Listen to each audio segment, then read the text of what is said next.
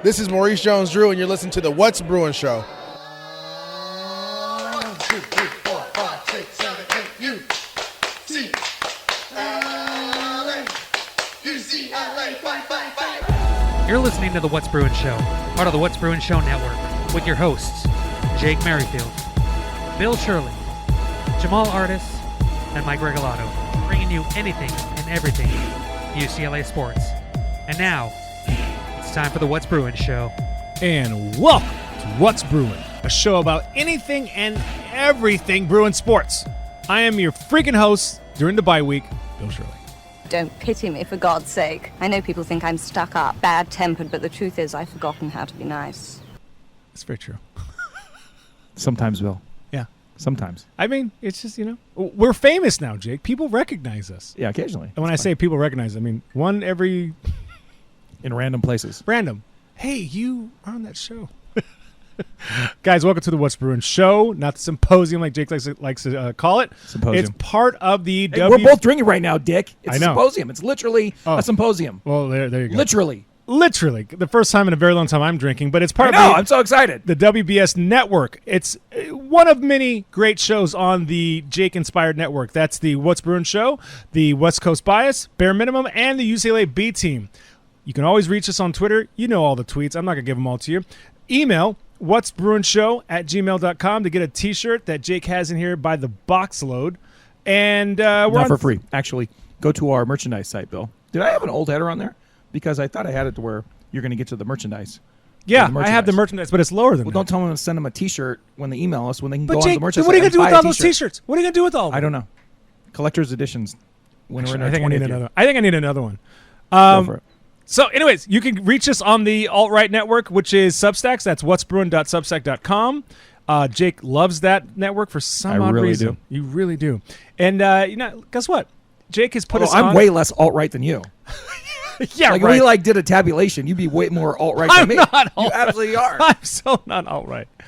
I'm just. You complain way more about local government than I do, and I complain a lot. I do. But you're way more. Well, because the local government's way super left. totally sucks, mother effers. It's insanely left. But anyways, back to reality here. Jake has put us on YouTube. That's right, YouTube. The show is on there. Have you? Let me ask you this, Jake. Yes, Bill. You have done some music clips. Have they suspended you or No, we've been very censored? successful. That's the word. Since the very first episode, when I don't remember what I played. Oh, the California drop. For Jamaal, the California. I played it. Yeah. It was like a little bit too long, but everything else we played has been good. We've done the Let It All Hang Out for last week versus Utah. I don't know where that drop went, but Let It All Hang Out. Yeah, all that stuff. Yes. And it's all worked out. This one. Let it all hang out. I mean, as long as I guess they're under like 5-ish seconds or so, we're good. We're good. So we're Okay. good. We'll keep on making those drops, Jake. I haven't. So, well, actually, let's do one more test because I think this will be fine because it's our original. You got the touch. Well, it's us, right? Does Yeah, that but the matter? background music. You I'm got wondering. the power. See, like I wonder if like Karaoke Express will I mess don't it up. know. So I'll find out tonight. So if there's hold on, wait till it goes off. If there's like a blank spot at the beginning of the What's Bruin show, and right now I'm saying this right now, and it just was preceded by a blank spot, well, you know that when we played You Got the Touch by Bill and Mike. Does it really just take it out and it just goes, nope? It gives you the option. Either you can like take the whole episode down, or it's like, we will excise this for you. So I don't know. You're And like, I don't know thank if it you. like makes a blank spot or if it just like cuts it. It's probably it's an AI Oh, algorithm. it absolutely is an AI algorithm. Yeah. Whatever. Well, either way, eat it, AI. That's right. Right now we're in an MJ edition. The ceiling is the roof. No, we're not. We're in a Welcome to the BJ we're in a BJ edition. We are until Mike comes. But we're expecting Mike. We are. I hear feel him. like Mike is coming in because I see. Oh, Here he is. Here he is. right on cue. There he is. Yeah, There who he knows? is. Happy birthday. You guys are recording already? Hey, happy birthday. We're doing the open, Mike. Hey, Oh, well. happy birthday. Look at that. Well, I figured Bill would be here like at 7:30. I know. Well, let me tell you something. Our boy Bill, We're recording. Come on in. Come on. literally, Where's this? Mike. Like, don't worry about the cans yet. You don't need them. Just get the mic over to you. And by the cans, I mean your headphones, not the cans literally in front of you. But I won't play any more drops for now. But Wait, Sarah's in here? Cans? yeah, she went to a friend's house. Those cans are gone. Anywho, literally, Mike. This morning, was it this morning? It was this morning you called me, or last night. Yesterday afternoon, Bill, like almost in a frantic way, calls me. Not, I mean, it's frantic as Bill gets. You know, it's just like he's very excited about something, and he like sends me this text. He's like, "There's a recruiting thing for the boys, and I have to be on it. So can I come over after that, and then we'll record after that?" And I'm like, "Okay, fine, whatever. What time?" "Oh, it's at 7:30." I'm like, "Okay, fine." So that means 7. No, if it was at 7, you'd already be doing. Oh, it's at 7. Yeah, it's at 7. Oh, okay. Well, whatever. So in my head, I'm like, okay, we'll start recording at 7:30, 7:45, maybe 8 o'clock. That's what it is, right? So that's what I was planning on. And then all day I'm planning on recording at 7, 7:15, 7:30, whatever. And you usually get here, Mike. Actually, you're running a little bit late, right? Yeah, Mike. That's okay. You can be late. It's fine. You're just running at the time you... I'm tired. Oh, he's not on here yet. Okay, go ahead. Oh, God. Mike I'm tired. I've had a epic weekend. No. The point's not that. But literally like 40 minutes ago, then Bill calls me. He's like, "Jake, what can we do before 7? Let me come over right now so we can start Aren't recording." you happy? I'm trying. Let me come over. I am literally trying. Bill, nothing makes me more happy than when you try. Trying. Nothing makes me more happy. But You're it's just just like, but there is a little bit of we're doing this and now I we're know, doing that. I know. But guess what? That's the nature of our friendship. It is. It's good. I appreciate that. So what else we got? Well, look. Here's the thing. We have, like I talked about. Jake put us on YouTube. We're not getting censored for our sanction for our music hits. Not for that. At least not for that. So that's good. And Sanctioning can still be in place though. yes, good. But here's the big thing. The big thing is, we have merch. We have swag. Yeah. We have swag. Has anyone, by the way, do we have data on, has anyone bought anything? I haven't from looked at there? it yet, but I think Jamal bought something. That's about it. Yeah. Okay. And, Thank you, uh, Jamaal. I didn't get any notifications, so maybe somebody else has. I just haven't looked. Please call us if you bought something from there, because I'd love to know. Oh, yeah. Although Violet was like looking through the list, she goes, "Oh, I want that. Oh, I want that. There's a mug." Yeah. So I gotta get on that for the kids. So MIKE, you're on the same wavelength great Christmas as gifts. I am, because exactly, I am getting some Except for, stuff. Mom, don't buy a bunch of Christmas gifts off the What's Brunch website, please. hey, guess what I got Or you for everybody Christmas? Thanks. Thank you. Thanks, Mrs. Berryfield. But yeah, that's what I'm going to do. I'm going to get some stuff for the boys. I am. That's good. That's going to be good. They'll wear it at school. they and be wear it? like, yeah, they'll wear it. Nice. They will. Oh, Violet proudly displays her What's Bruin Show sticker on her water bottle, which she takes to school. And this is full of stickers, too. But she's like, "Oh, yeah, that's my dad's podcast." Isn't that cool? That's pretty cool, right? Listen, Very fun. I talked about calling the show. Let me, before I do talk about calling the show, let me talk about the merch website. That is mylocker.net. Oh my God, this is too long. Well, that's why it's in the show notes. It's in the show notes. I'm not It's in saying the show that. notes. I'm Literally, not saying that. Go to the show notes. Go to the show notes, because I'm not singing that whole damn line. Unfortunately, I don't have any control over that part. That's right. But here's the thing.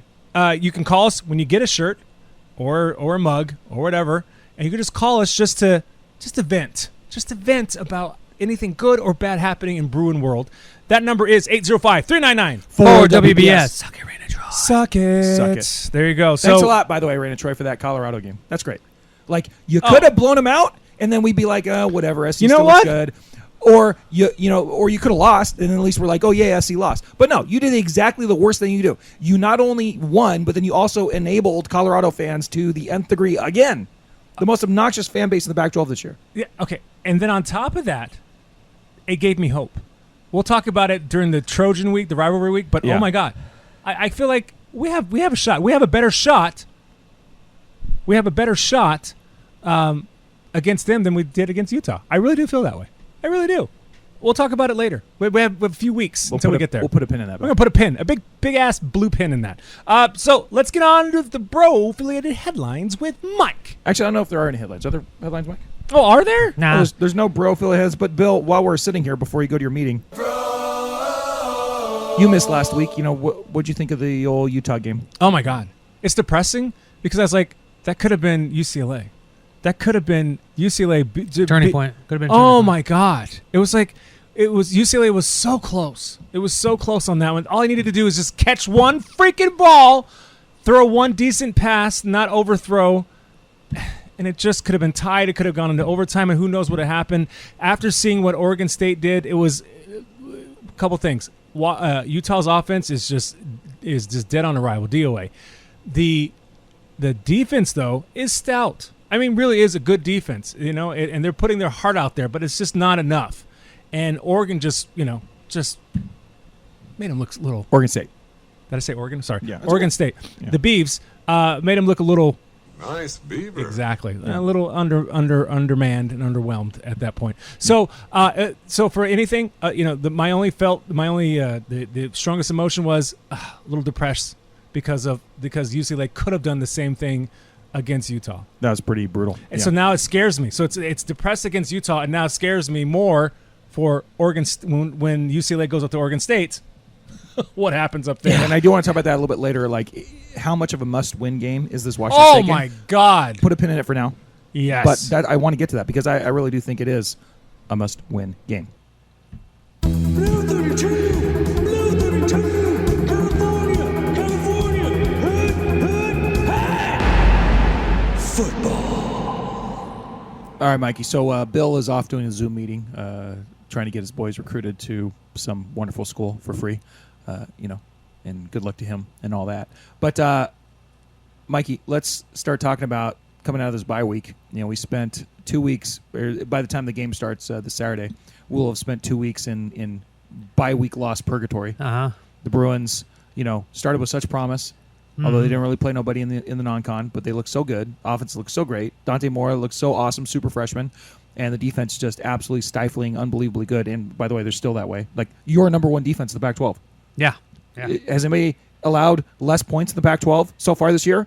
No, they haven't. Has anybody allowed a lower? Let's see. I think it's rushing yard average in the league. I don't believe so, Mike. No. They are statistically, by a number of metrics, the best defense in the Pac-12. Yes. They may not have played an offense yet. But that's okay. Offensive questions. We don't know yet. They're going to play good offense this week, so we'll find out. Exactly. But as of right now, the number one defense in the Pac-12. Yes. And this comes off of just a quick recap. We did, as Jake said, we came off the bye week. UCLA had 3 cupcakes, which they totally destroyed, and they were actually at the top of many statistical categories on both sides of the ball. Then the 14-7 loss to Utah came about. Bummer. And what a shame. Sometimes it's hard to be a Bruin. Yeah, my jaw was dropped in regards to both the offense and the defense, and both for the offense in a bad way and for the defense a good way. But now, after an extra week of healing and getting ready for Washington State, we're going to see exactly what this offense and defense can do, because they're going to face a completely different team than they did in Utah. Utah is a very good defensive team like UCLA. Offense, not so much, it seems. Obviously, they could only get 4. They have nobody playing offense for them. Exactly. Bunch of and then second teamers. And then this past Friday, they lose to Oregon State. Nice Beavers. And UCLA didn't play.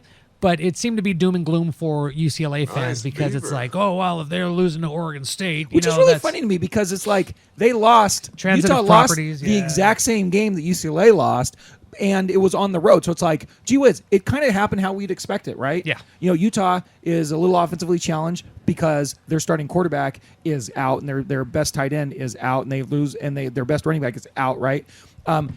And so they go on the road to a very tough road environment. Yeah. And they lose a game, and Oregon State probably beat them worse than Utah beat UCLA. I think you can make that argument, although I doubt that some Bruin fans would acknowledge that.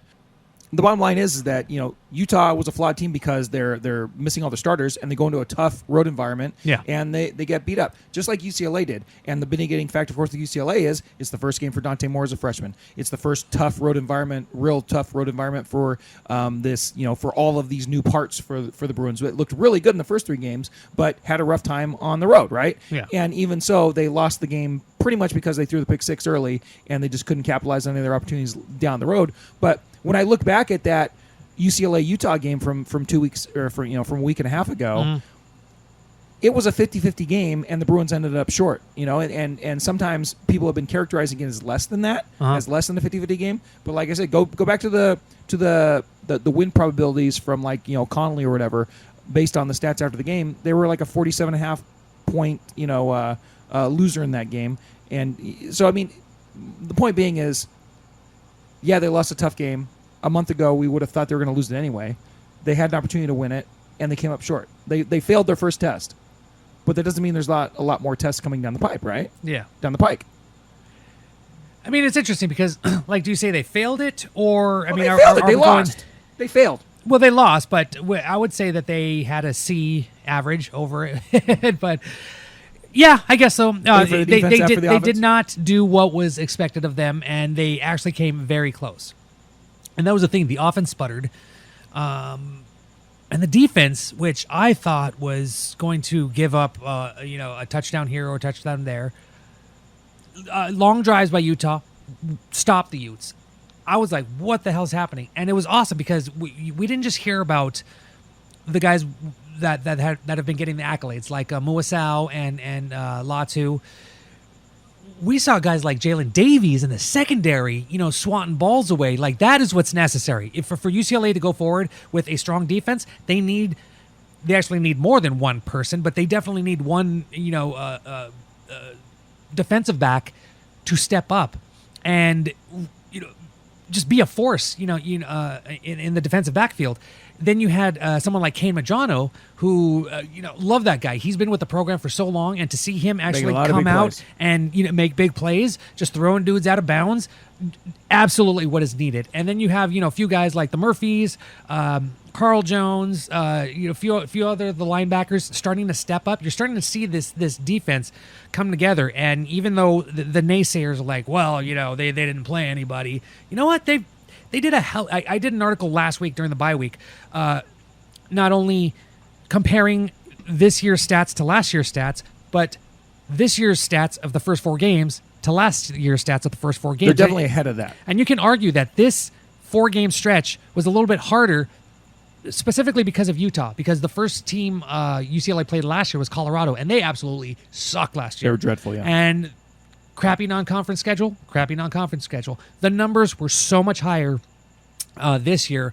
So there's promise. The Bruins looked better against their Sunbelt team this year than last year. The Bruins looked better against their FCS team than last year. Yes. The Bruins looked better against their against their other opponent in the non-con than last year. That's the SDSU versus who they play last year.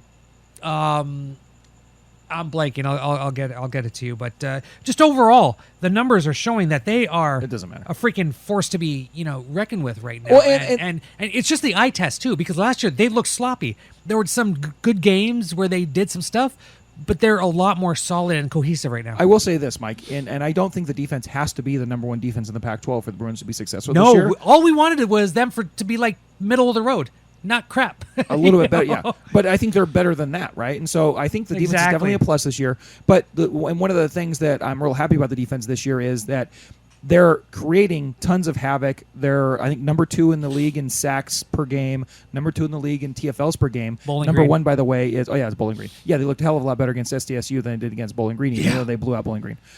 The order was different. Anyways, what I'm getting at is SC is the number 1 team in the Pac-12 as far as TFLs and sacks, but they're an absolute sieve otherwise, right? Mm-hmm. They're like the epitome of Todd Graham, Arizona State, circa 2013 defense. Really shitty, but they make some big plays now and again. And it's kind of what the SC defense was last year too. That's why everybody is like freaking screaming out of their minds about Alex Grinch if you're an SC fan, right? That's why they're trying to put his head on a pike. Extend him, right? Oh, absolutely, Alex Grinch forever. The Bruins are managing to create all this havoc, be number 2 in the Pac-12 in sacks and TFLs, but also be number 1 in points allowed. And I know that they haven't really had a stiff test yet. This Washington State game coming up is the first real test for the defense. It is. But, Mike, you said it earlier, just by the eye test, they're definitely better than they were the last number of years. Oh, dear God, yes. It's definitely the best defense Kelly's had under in his tenure, and it just remains to be seen how good they actually are. Yeah. But we're going to find out a little bit about that this week versus Washington State. But the question I want to ask you, Mikey, is the Bruins suffered a tough loss. They're 3-1. But if we were if we were like doing our records a month and a half ago, we'd probably say 3-1 is about where we'd expect them to be, considering that they had to go on the road to Utah. Yeah, I had them losing to Utah before the season. But and circumstances change, of course, and we thought that they should have won, and they didn't. They failed that test. The offense failed its first tough test. But with that being said, are the Bruins on pace? Are they ahead of schedule? Are they behind schedule? Because if you listen to some of the chatter in the last week and a half since they had that loss to Utah, it is a little hyperbolic in one direction, in my opinion. super scathing hot takes like Yeah. Chip Kelly doesn't really have an offense if he doesn't have DTR, which I think doesn't really jibe really well. Like as in he's only had a good offense when DTR was good. I don't think that's really true. I think the UCLA has a pretty good offense. I think they're going to continue to have a pretty good offense this season. Such as the UCLA offensive line is absolute trash. I don't think that's the case either. I think they happen to go up against the best defensive line they're going to face this year. Yeah. You know, Just because they lose doesn't mean they're the worst in all the rankings. You know, Yeah. it's just it's ongoing. Chip Kelly and especially Tim Drevno have done a very good job Kelly? of developing, adjusting, and making this team work. I'm just saying, you know, you've heard a lot of like really negative stuff, and that's going to come out when they lose, and I totally understand it. And by the way, if they lose this week, there's probably not going to be any more negative than I am because this is a big game coming up this week. But as of right now, they're 3-1 going into the rest of their conference schedule. Mikey, ahead, behind, on pace? Where do you think they are? Have the goals changed for this team? What's your goal for this team? Where they're at now? What did I pick? 9 wins, I believe, at the beginning of the season. I still think that's doable, but the offensive line has to get together, has to become one unit as it did last year. And I still have faith in Tim Drevno, but last week against Utah, that was just it was pretty abysmal, especially with allowing so many guys to get at Dante Moore. But as you said, that was one hell of a good defensive line. Like Utah has an amazing defense, always has. You know, Kyle Whittingham always has that defense prepared. This is going to be a different story because Washington State is not as good defensively. They're a hell of an offensive team, and you can you imagine what Washington State would be like if it had UCLA or Utah's defense? Fucking unstoppable. I think they would probably be a top 5 team in the nation. But with that being said, we just have to see what UCLA does to get better. You know, can Dante Moore? Sure, he'll probably be a lot more comfortable at the Rose Bowl than he was on the road. He has to prove it now. You know, it's like he's had a few games. Go out and prove it. Are they on pace or behind schedule or ahead of schedule? I think they're on pace, especially because, like you said, I predicted a loss. They almost won. Hell, that if you would have told me that at the beginning of the season, I would have been like, oh shit, I'll take it. No, I would agree with that. I think they're still on pace. They haven't really lost anything that is irretrievable. Yeah. And It's not like they almost lost to North Carolina you Central. said 9 wins. I still think they should be able to win 10 wins. I'm hoping for 10 wins, but I mean, I think 9 is the absolute floor. That would assume that they probably lose to SC and Oregon State. They're 2 tough games on the road, but win all the other games. I mean, that remains to be seen. But I think this is still, and we'll talk about it a little bit later when we talk about Pac-12 talk, but this is still a team that absolutely can contend to be in the Pac-12 title game, which I think should be the goal they should be shooting for. Whatever the record ends up being, if they end up getting to the title game, I think that is where you should set your sights, and then do wherever the chips fall where they may in the title game, where they win or lose. That's what you should be shooting for. We should be trying to go to Vegas and see where it goes from there. Exactly. But Mikey, something that has kind of come back around. In the offseason, we went to Pac-12 Media Day, and Chip Kelly was all smiles. He's telling us about his dog who blew out his ACL and, going on vacation, all these things. Oh, I wonder how he's doing. And everything was like pretty peachy keen. Yeah, I know. I wonder how the dog is doing. Peachy keen for, Chip and the Bruins and the press for the first few weeks of the season. And you had, some people that are relatively negative when it gets tough for the Bruins were actually pretty positive for the Bruins because they're doing pretty well. Mm-hmm. That all kind of changed after this Utah game, and something else has kind of changed. The return of that guy who can kind of be a dick. Chip Kelly can kind of be a dick. There is a little more friction in the media with Chip Kelly at this point. Is there not? Has it gotten a little I've noticed chippy? it too. I've noticed it too. He's not first, second, third year Chip Kelly, but yeah, when asked with the hard questions, he's kind of reverted back to the shielding himself to the hard questions. Short I answers. mean, he still answers them, but they are short. They're both short in length and attitude. Yeah, there was some mild controversy over him being asked about who he has in the return game, right? And he was rather defensive about that. Like, it was Bolch he was going after, right? Saying that, oh, yeah, you didn't like my return guy last year either. I don't remember exactly what it was. Because it was Bo. Bobo. Was it Jake Bobo Bobo? started, Yeah, that's what it was. Yeah. But it's just funny because how quickly that kind of turns around. I did notice this week a lot, the newest kind of Inquisition, the angle that both you guys at Bro and the LA Times are kind of approaching. Is kind of asking everybody about how successful or how involved the NIL is, and Chip really wants nothing to do with that. He's like, "Oh yeah, it's there, it's working, but I don't really have anything too much to do with it." But then he says, whatever it is. the top, NIL earners are, the top 10 teams in the nation, and that it's like, well, if that's the case, why aren't you in that? It's like you don't want to answer the question, but the questions are going to be asked. Well, it's funny too. He's asking the players too. He's like, hey, Bolch and I want to say it was Woods or Tracy. I don't remember, but they're like, oh yeah, do you have any NIL? And they're like, no. Would you like some? Oh sure, yeah. Let's go. Let's have some NIL. But it's like, it's funny. You wonder, like, there is the potential for this season to go really bad because they're going to play a bunch more tough games. They lose this game against Washington State. That if they lose the game against Washington State, they're probably going to lose more games. They'll just put it right there. It can get really, really negative, and I'm just wondering, like, how sharp and long the knives will be from the press and how antagonistic it will be between Kelly and them by the time it's all said and done. Yeah. That could get really, really ugly. Yeah. Be happy, Chip Kelly, because then you'll get 11 wins. I'm just saying, that was my prediction. Happy Chip Kelly, 11 wins. But even still, it's it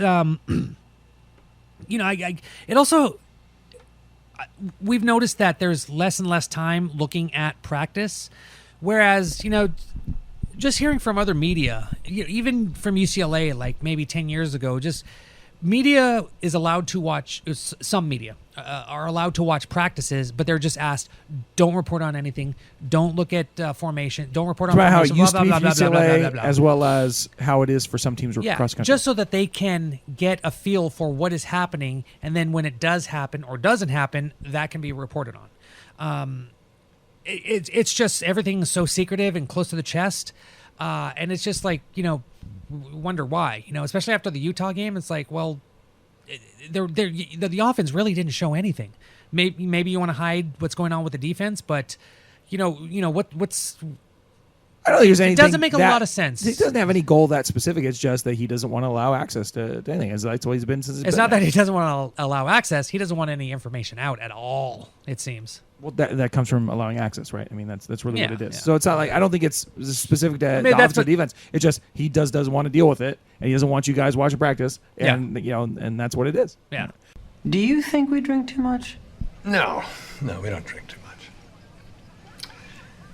Men face reality, women don't. That's why men need to drink. I hate it when podcasters talk about what they're drinking. What else am I gonna drink, Bob? A fucking Fresca? And thank you for joining the What's Bruin Symposium. A conversation over drinks is what we're having, and that is what a symposium means. And tonight, for the first time in a while, we're all drinking, except for Mike hasn't cracked a beer yet, but he will. Mike, you have your birthday beers. I don't know which one. It's okay. We'll figure out some. Try the pumpkin one. Try the pumpkin. It is season. It is the end of birthday week. I have my birthday at the late part of September, and then a week later, Bill has his and Mike has his in back-to-back consecutive days. That's right. Because Mike and I are freaking cool. We're Wonder Twins. Yeah. Bucket of water. Bam. Activate. September, October, bridge. I don't know where that. Sorry. Yeah, but I am having a bottle that I got for my birthday, which is actually a pretty fun bottle. It's Centauri World Whiskey, and it's a blend of a bunch of different stuff from all over the place. Irish, Scotch, American, Canadian, and Japanese whiskeys all mixed together. Me and Bill were speculating about how this was created. We were kind of thinking that some drunk guys got together. A Scottish guy, an Irish guy, and a Japanese guy are all sitting in a pub, and they're like, let's pour it together and drink it. Yeah, hey laddie, get the booze. Let's mix it together. And that's it. A terrible accent, but it's pretty good. It's very Scotch forward, but it's a really interesting bottle. I really like it. Thanks to the Simons for getting me this bottle of Centauri World Whiskey. And it's really nice. And by the way, also not quite Bruin colors, but not Bruin colors. That's right. It's kind of dark blue. It's more Cal, but I'm a Cal parent, so I mean that's true. So you could that's take the box, and the bottle's beautiful as well. It's more Merced. Yeah. Oh, that is nice. It's nice. It's real nice bottle. So thank you very much for that, Bill. I am drinking Kirkland, which is AKA Costco vodka. which is probably more than likely Grey Goose. And I'm Pretty having Diet Sprite with it, and it's nice. It's a nice little hookup there, and I haven't had a drink on the show in many a months, and it's nice. Yeah, what are you, uptight? Well, I mean, God, I have to get ready for this meeting, and it's birthday. Birthday just passed. Might as well have one drink before for the next couple months. Before I go back to not drinking anymore. So it was nice. It was nice, and I thank you, Mike. Got me an awesome, cool small batch. Not just small batch means it's just a little bit more unique, a little bit more attention paid to it, and it's not blended with anything else. It is awesome here. We have Larceny bourbon. Thank you, Mike. Yes, and sir. I also got some more bourbon, some Maker's Mark from Jake, and another gift, and sort of like an FU ha ha ha Home Depot gift, which is nice, but as a ha ha ha because your home is in hell right now. So thank you both of you guys. Love you guys. 10 years on the show, but God, more than that, since what, 2000 fucking no, since 99. 10 years, 1 month. 99 I've known these two effers. I've known Suzanne longer. You have known Suzanne since 98, the longest. but I've known you guys since 99, so it's been an awesome journey. So thank you guys for the birthday gifts. Mike, what are What'd you you drinking? crack? I opened this, as I said, 'tis the season. This from 21st Amendment Brewery, Pumpkin Hazy IPA India Pale Ale, and it has a nice little bite to it. They all should be relatively cold. They've been sitting out for a little bit, but yeah. No, very good. Thank you very much. Yeah, no, this is quite tasty. Okay. Not a big fan of the pumpkins, and I'm Good, not I'm a glad I only pumpkin bought one box of pumpkin. spice person, but you put this in a beer, I'll drink it. Oh, Okay, good. there it is. Awesome. Thank you very much for joining the What's Bruin show. For how much, Mike? How much, Mike? $2. Just $2 a month. You can send the What's Bruin show into the future. Or, it's a little bit more on the alt-right Substack. That's right, and you guys need to join it. Join that because inflation's happening. But we do have subscribers on both of those feeds. They all need to go to Substack. According to Bill, yes. But we will continue to support the Patreon feed for how much, Mike? I won't. $2. That's $2 a month. I know, Bill. But we really thank you for your support. And if you join the subscriber feed, basically you're supporting What's Bruin Show into the future. But you'll also get, during football season, you're going to get Mallcasts from me, which are exclusive content. This last week, I put a free preview of the Mallcast, which actually wasn't the Mallcast. It was me reading the article that I wrote for the Substack on there about how Chip Kelly and the UCLA football program needs to get unstuck from 500. Woo! Good luck on that one. Yeah. But otherwise, the Mallcast is usually just my thoughts in between the last What's Bruin show and before the game actually starts of what's going on with the football program or whatever I'm randomly thinking about. So you'll get that on the subscriber feed. And then we will also do After Dark episodes, which is just us talking about stuff that has nothing to do with UCLA. So that's all stuff you can get on the subscriber feed. But thank you very much for your support. And also, once again, if you want to get some merch, go to the WBSN merch site, which that is in the show notes. And call the hotline and email us and all that good stuff, and we appreciate it. So thank you for your support once again. Breaking news, Bill is back. I won't play the breaking news. How was the recruiting talk? Oh, it was awesome. A lot of information. Breaking news. On a weekly basis. News just in. Well, that's good. I'm glad that you're back. I hope it was informative. It was. I took a lot of notes, and it was like an hour and 20 minutes. I thought... It was. Yeah. Me and Mike have been just kind of goofing off. I know. Stalling. It's all right. It's okay. No, we're glad you're here. No, thanks. Let's get on to the game that will be and all that stuff then. Here we go.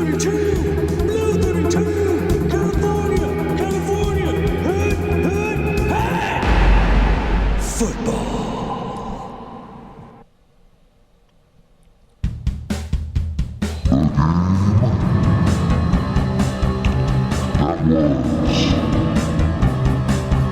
Oh, wait, Bill, you should have corrected me. It's not the game that was, it's the game that will be.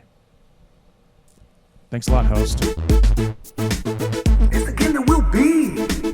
It's the game that will be, yo. It's the game that will be. All right, guys, I'm back. I learned a lot. Yay. I realized that there's not that much I can do for 15-year-old boys at this. I mean, there is, but there isn't. Well, if they were like 6'7", there's a whole lot you could do. No, even at 6, there's rules and there's the stuff I'm learning about. I see. Yeah, there's a little rule. Like, you cannot. Rule number 1 for D1 schools: you cannot contact. There should be no communication with you and a coach before June 15th of their sophomore year. Wait a second. I thought Lane Kiffin could sign guys when they're 12. Well, that's what they try. They introduce these rules to try to get away from some of that nonsense. Goddamn Lane Kiffin, that snake. Freaking A, Lane Kiffin. Hey, I always thought the rule number 1 was you got to have fun. I know. I thought it was don't talk about Fight Club. Damn it! That is the best. We're rule. all Damn wrong. it! That is the best rule right there. That is the best You rule. got to have fun. For D1 schools. For D2 and D3, And baby, when you're done, you can talk all the time. You got to be the first to run. Yeah. I'm sorry. Hey, Bill. you're still coming to my school? Yeah. Sure, coach. Sure, there it is. But yeah, so guys, it was that was interesting. But let's talk about something that you guys care a Bill lot is about. less interested. Yeah, But you guys care a lot. that you guys care a lot Bill about. can give a shit about it. That's okay. It's all good, guys. Let's talk about the game that will be UCLA. Go Bruins. They're not dogs. They're 3.5-point favorites. Yeah, let's go. Let's talk about that. But it's sort of sad. When's the last time you were 3.5-point favorites to Wazoo? I think maybe when what's the Well, famous you think it's quarterback? sad they're 3? What's the coach? The quarterback's name for Wazoo back in the day? Ryan Leaf. Oh, yeah. Ryan Leaf. Since like Ryan Leaf, we haven't been this like close. Don't you think? You know what I'm saying? Like, I mean, when's the last time Wazoo was really good? I think it was like Ryan Leaf time, right? No, they were good under Leach. They had like a 10-win season under Leach. They were very good under Leach. Yeah, no, They they were very similar to what they are Look, now. their best. You're right, Bill, in that their best like part of their history was those like 3. They had like 3 10-win seasons. Yes. In a row. Yeah. But actually, I think that might have been. I can't remember if it was after. I Ryan Leach or remember not. losing to UCLA, Well, losing to those guys. One of the worst moments in UCLA history, it turns out, is that loss where, was it Jermaine Lewis or Kareem Abdul-Jabbar? I always get confused. But anyways, first game of the season, you start with a conference game, which is bullshit. Yeah. And then they basically get stuffed going in, lose a game to Washington State, cost them a Rose Bowl. Yeah. And then that was the start of the 18 in a row or whatever. But that was the best team, that K. McDowell junior year team. Anyways, Bill, I understand what the point you're trying to make, but in a vacuum, you think about the Huskies, the Cougs coming in at 1-2-3-4-0. God. Versus the Bruins at the Rose Bowl coming off that terrible loss to 3-1. What is a Ute? What is a Ute? I was wondering if they were going to be favored. I think the 3.5. But they are, and that's good. The 3.5 is probably only because it's at home. Well, the 3 certainly is. I don't think they're going to give the Bruins an extra half for the Rose Bowl crowd. Wow, Jake. Let's be fair. Wow, Jake. Let's be fair. Wow. I mean, because they'll give Utah like 4 for being at Utah. They'll give Oregon State 4 for being the nice Beavers in Corvallis. Where'd it go? Nice Beaver. Nice Beaver. Yeah. But the Bruins aren't getting an extra half point for being the Rose Bowl. Fine. Either way. How many fans do you think will be in attendance? I would now that think there'll be UCLA more, yeah. now that UCLA lost the game, I would say 50. Oh God, if there's 50, I'll be happy. Yeah. You want to know how many were at their? Let's see. I mean, 50. 50. Yeah, they're not ranked though. Oh, I don't know. 50? Well, how many were at their last? Game? What's going to push it up to 50 are the Cougar fans. Very true. Right. There's going to be a lot more Right. Cougar fans there. How many did they have their home opener versus Coastal Carolina? You talked about it. It was 43-7. 43-7. Okay. And then how many do they have against their FCS opponent? 40. 38-3. Okay. I think if we get to 50, that would be a victory. I mean, I'll seriously be like, trumpets if we get to 50. That'd Which be is awesome. sad, but it is. And by the way, Utah, you losers over there in your stadium, you guys love your Utes.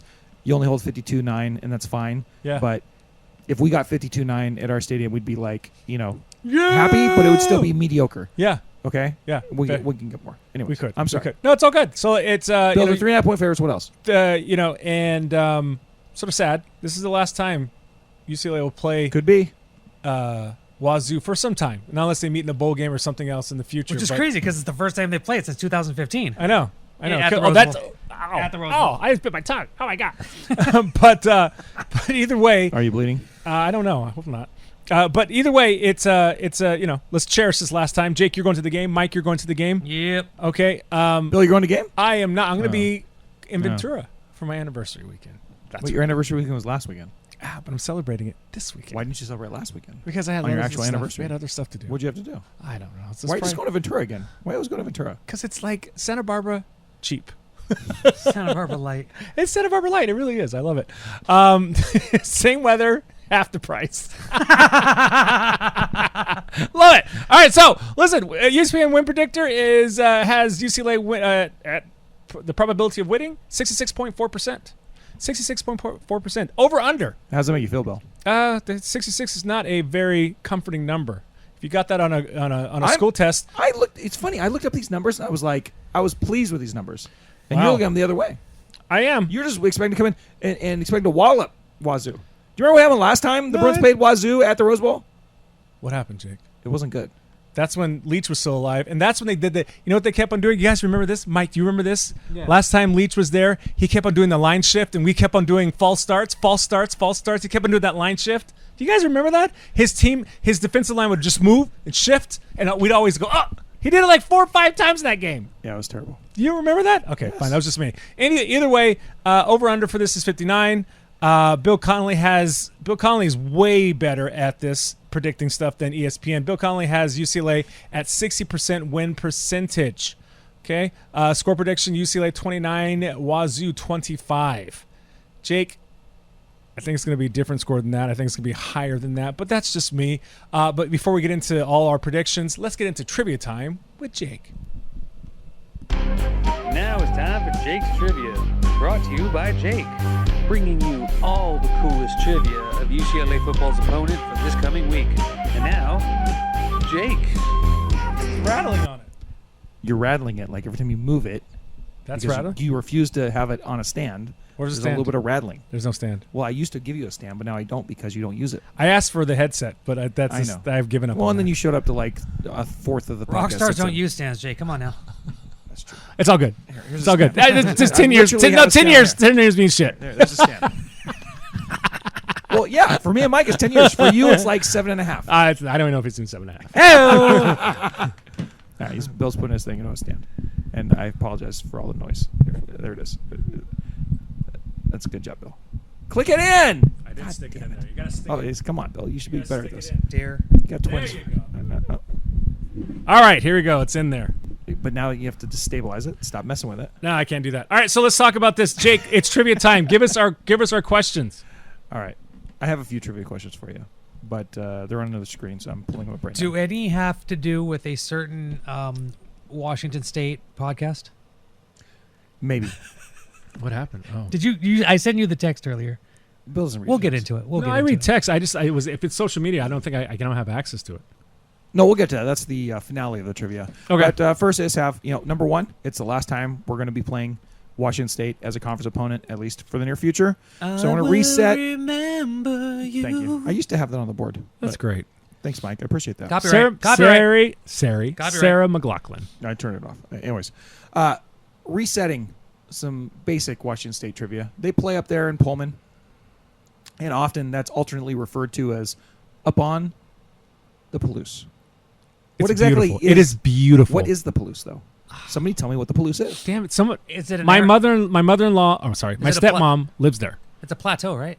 No. It is like to get from Clarkston, where my stepmother lives. You go up a huge incline, and it's once you get up there, it's a little colder. It snows up there a little bit more. Let me just give you the definition. What is it? The Palouse is a distinct geographic region of the northwestern United States, encompassing parts of north-central Idaho, Yes. southeastern Washington, Yes. and by some definitions, parts of northeast Oregon. Oh, and those commies want to separate from western. Just like the valley from Oregon. greater Los Angeles, Mike. Yes. F those guys down there. Yes. It is a major agricultural area. Yes, it is. Primarily producing wheat and legumes. And it's beautiful. When the wheat is out before it's been harvested, the hills are just gorgeous. Situated about 160 miles north of the Oregon Trail. Yes. No dysentery for any of us, please. The region experienced rapid growth in the late 19th century. The Palouse is home to two, count them two. That's right. Land-grant universities. Who are they? That is the Vandals and the University of Idaho Vandals and Wazoo. Washington State University. That's Good right. job, Bill. Thank you, guys. Yeah. And Different from Sea Grant, which was. Oh, you just talked about that, Mike. Yeah. That was North Carolina Central, wasn't it? yeah, and I talked about it because we had Space Grant too. Space Grant. That was part of the trivia for was it North Carolina? I don't know. It was Jake. one of the two North Carolinas. That It wasn't. they It played. wasn't the FCS team. It was the other one. Anyways, Coastal Carolina. It was Coastal, I think. Yeah. Yeah, it was Coastal. Yeah, Sea Grant. Coastal. There you go. Anyways, Now we need those Fifth two Dimension, universities, Grant. Bill, just 8 miles apart. Yes. Both schools opened in the early 1890s. They're only Yes. 8 miles apart. Yes, guys. And That's awesome. and they may. Who knows? Who knows how Washington State's going to go? Maybe they're in the same conference next year. Who knows? Oh, yeah. Well, sad. well. Probably not. But that's the Palouse for you. Second bit of trivia for you. How old is Washington State OC Ben Arbuckle? Young. He's 27 or 28? Oh, Bill, very close, man. He's 28. Or on the nose, Bill. You hit it on the second guess. 28 years old. The fucker was born in 1995. Yeah. Damn. I graduated high school in 96. Me too. My first year at UCLA as a transfer was 1995. Yeah. F this guy. Yeah, I know. I mean, for real. F him to hell. This guy's career is basically, a quarter sheet, right? And he has just had an absolute rocket ship to stardom, coming from the hilltoppers of Kentucky. Before that, he was somewhere in the plains of Texas. But Arbuckle begins his coaching career as an offensive quality control assistant at Houston Baptist University. He spent 2 years there. He worked with Zach Kitley, who ended up going on to coach with the Hilltoppers, I believe. And they coached Billy Zappi. How do we know Billy Zappi? Brother of Dweezil and Moon Unit? No, he's the backup quarterback in New England. Damn. Who's probably going to get the starting job when Mac Jones finally gets fired. Oh, okay. But anyways, so that's where he started, right? He basically played a little bit of high school football, quit, then came back, ended up playing at West Texas A&M. Okay, but after getting a quality control job at Houston Baptist, in 21, Arbuckle was hired as the quality control coach at Western Kentucky. And that's who hired him there was the old guy from Houston, Zach Kitley. Arbuckle was promoted to quarterbacks coach and co-offensive coordinator after Kitley left in the end of 2021. So basically, his mentor hired him there as a quality control guy. And then that guy got another job. And then he just kind of rocket ship to fame, slid right into the quarterbacks coach and then the OC job there. And he was so successful at Western Kentucky that he was hired by the Cougs, Dickert and the Cougs, this last season. Mm-hmm. And he's the OC, and his team is scoring like 40 points a game, and Cam Ward is playing better than he's ever played, and the rest is history. It's a little scary. That's scary. Crazy shit. It is. Congrats to him. I tip my cap to him. Enjoy it. Yeah. Take advantage of it. Get all the money you can. I will say this before we get to the matchup. This is the Bruins' first real test against an offense. Like, the number one defense of the Pac-12 is about to have its first real test. Yeah. But also, guess what? The number one, or this good Washington State offense, I don't think they played defense as good as UCLA so far this season. They did play the Badgers, but when we'll get to this in a minute. But the Badgers got caught with a lot of weird little alignment problems. I'm curious to see if that's the Washington State offense doing that to them, or if they were just kind of screwing up because it was early in the season. And against Oregon State, we'll see. I don't know. I'm not sure exactly how good DJU is yet. But anywho, the guy is like fucking 28 years old. God damn it. What the hell? What the hell are we doing? I know. We're much older and nowhere near as successful. My God. So depressing. It is. All right. Third bit of trivia comes from our man Mike. And Bill, yes. This is just something that Mike heard on a recent podcast. And I just give it to you for your opinion. UCLA, what they've got is recruiting, and what they got is self-recruiting, and the location is tough to beat. First right? off, you got no. Westwood, just a beautiful community, and you got great weather throughout the year near the beach and all the amenities. That's fair. And you've got Hollywood next door. Now, granted, a lot of these cities are closed or they're ghost towns because of the fentanyl crisis, and it's pretty bad. What? It's pretty bad. Right? But major Fucking corporations are in. Yeah, I mean, that is basically how we're being characterized. I mean, look, I'm not denying by but it's not ghost town. The Great Northwest. Right? Oh, my God. I heard that. I'm like, bruh. There's like 20,000 people in I'm like, Pullman. if that's the case, why the hell am I still in traffic? I was hearing this in traffic. I was like, where are these ghost towns? Where are these cities that are closed? I would love it because traffic would be better. Is the rent traffic would be Is better. the rent cheap? Can we go back to It's COVID? like, God. Seriously. It's like this podcast was recorded in 20 and a half, right? Have Like, you seen their airport? Have you seen their airport? Oh, it's pretty much packed. Jake, their airport's as big as your garage. I was like, what are these people thinking? It was insane. Up there on the Palouse, like, you don't see a person, like, you could walk literally for 45 minutes and not encounter another human being. I understand that. Like, it's pretty empty up there. I know it's pretty But desolate. it's not a ghost town down here. No, What's God, that no. down here? Because of the fentanyl crisis? There is a fentanyl crisis. Oh, there is, but it's not a ghost By town. the way, if you go to county jail, guess what? There's a fentanyl crisis there. If you go down to Skid Row, there's a fentanyl crisis there, right? Yeah. By the way, if you go down to friggin' Devonshire and Balboa, there's a fentanyl crisis on the south side of the street. Jake, you don't think Hey, there's on the north side of the fentanyl? street. You don't think there's fentanyl in the Palouse? No, I'm saying what he's saying about us. I know, but it's just like, come but on, it's guys. not. It's not closing down the city. Yeah. no, By the way, exactly. I was Ghost in towns? Redondo Beach over the weekend. It was lovely. I didn't accidentally get dosed with fentanyl. So I mean, I'm just saying maybe a little bit overstated. Sure. Yeah. Yeah. Well, Maybe. I mean, I kind of knew that this podcast was maybe a little off when he started by saying, "Oh yeah, UCLA started the season ranked." I'm like, dude, they didn't get ranked until like week 3. So it was like, What do you expect? But either way, like I just wanted to get the information from that podcast to see, what they say about it. But I'm like, okay, we took a weird turn, but okay, where are these ghost towns? They are welcome to come down to the Rose Bowl. It's okay. You'll be fine. He Come down to LA. was very shocked and happy that it's going to be 90 degrees at the Rose Bowl, which it is supposed to, which means it's probably going to be like 100 on the field. Yeah, noon game too. Yeah, that's gonna be rough. We're gonna get they're gonna get the Heat game. Yeah. That's another reason why Bill's not going. Like, not that he was going before. But Yeah, you tell Bill hot at the Rose Bowl, and he's I'm like, not I'm going. out. Oh, he's going to Diet Santa I'm out Barbara. full sun. Diet Santa Barbara. Santa Barbara Zero. That's awesome. I'm going to Diet Santa Barbara. Mike, that was well played. Well played, Bill. That's your trivia. What else we got? Oh, well, gosh. Well, let's keep moving with the show, man. So we have, let's talk about, is UCLA good in terms of their defense? Is it really good? That's because Jake just said it. Jake was like, well, this is the first time that UCLA's number 1 defense is going to have a really good offense that's going to challenge them. Is it really that good? I pass it to you guys. Well, Mike's definitely going to tell you that they're really good because he can't stop talking about defense. He's very impressed with it.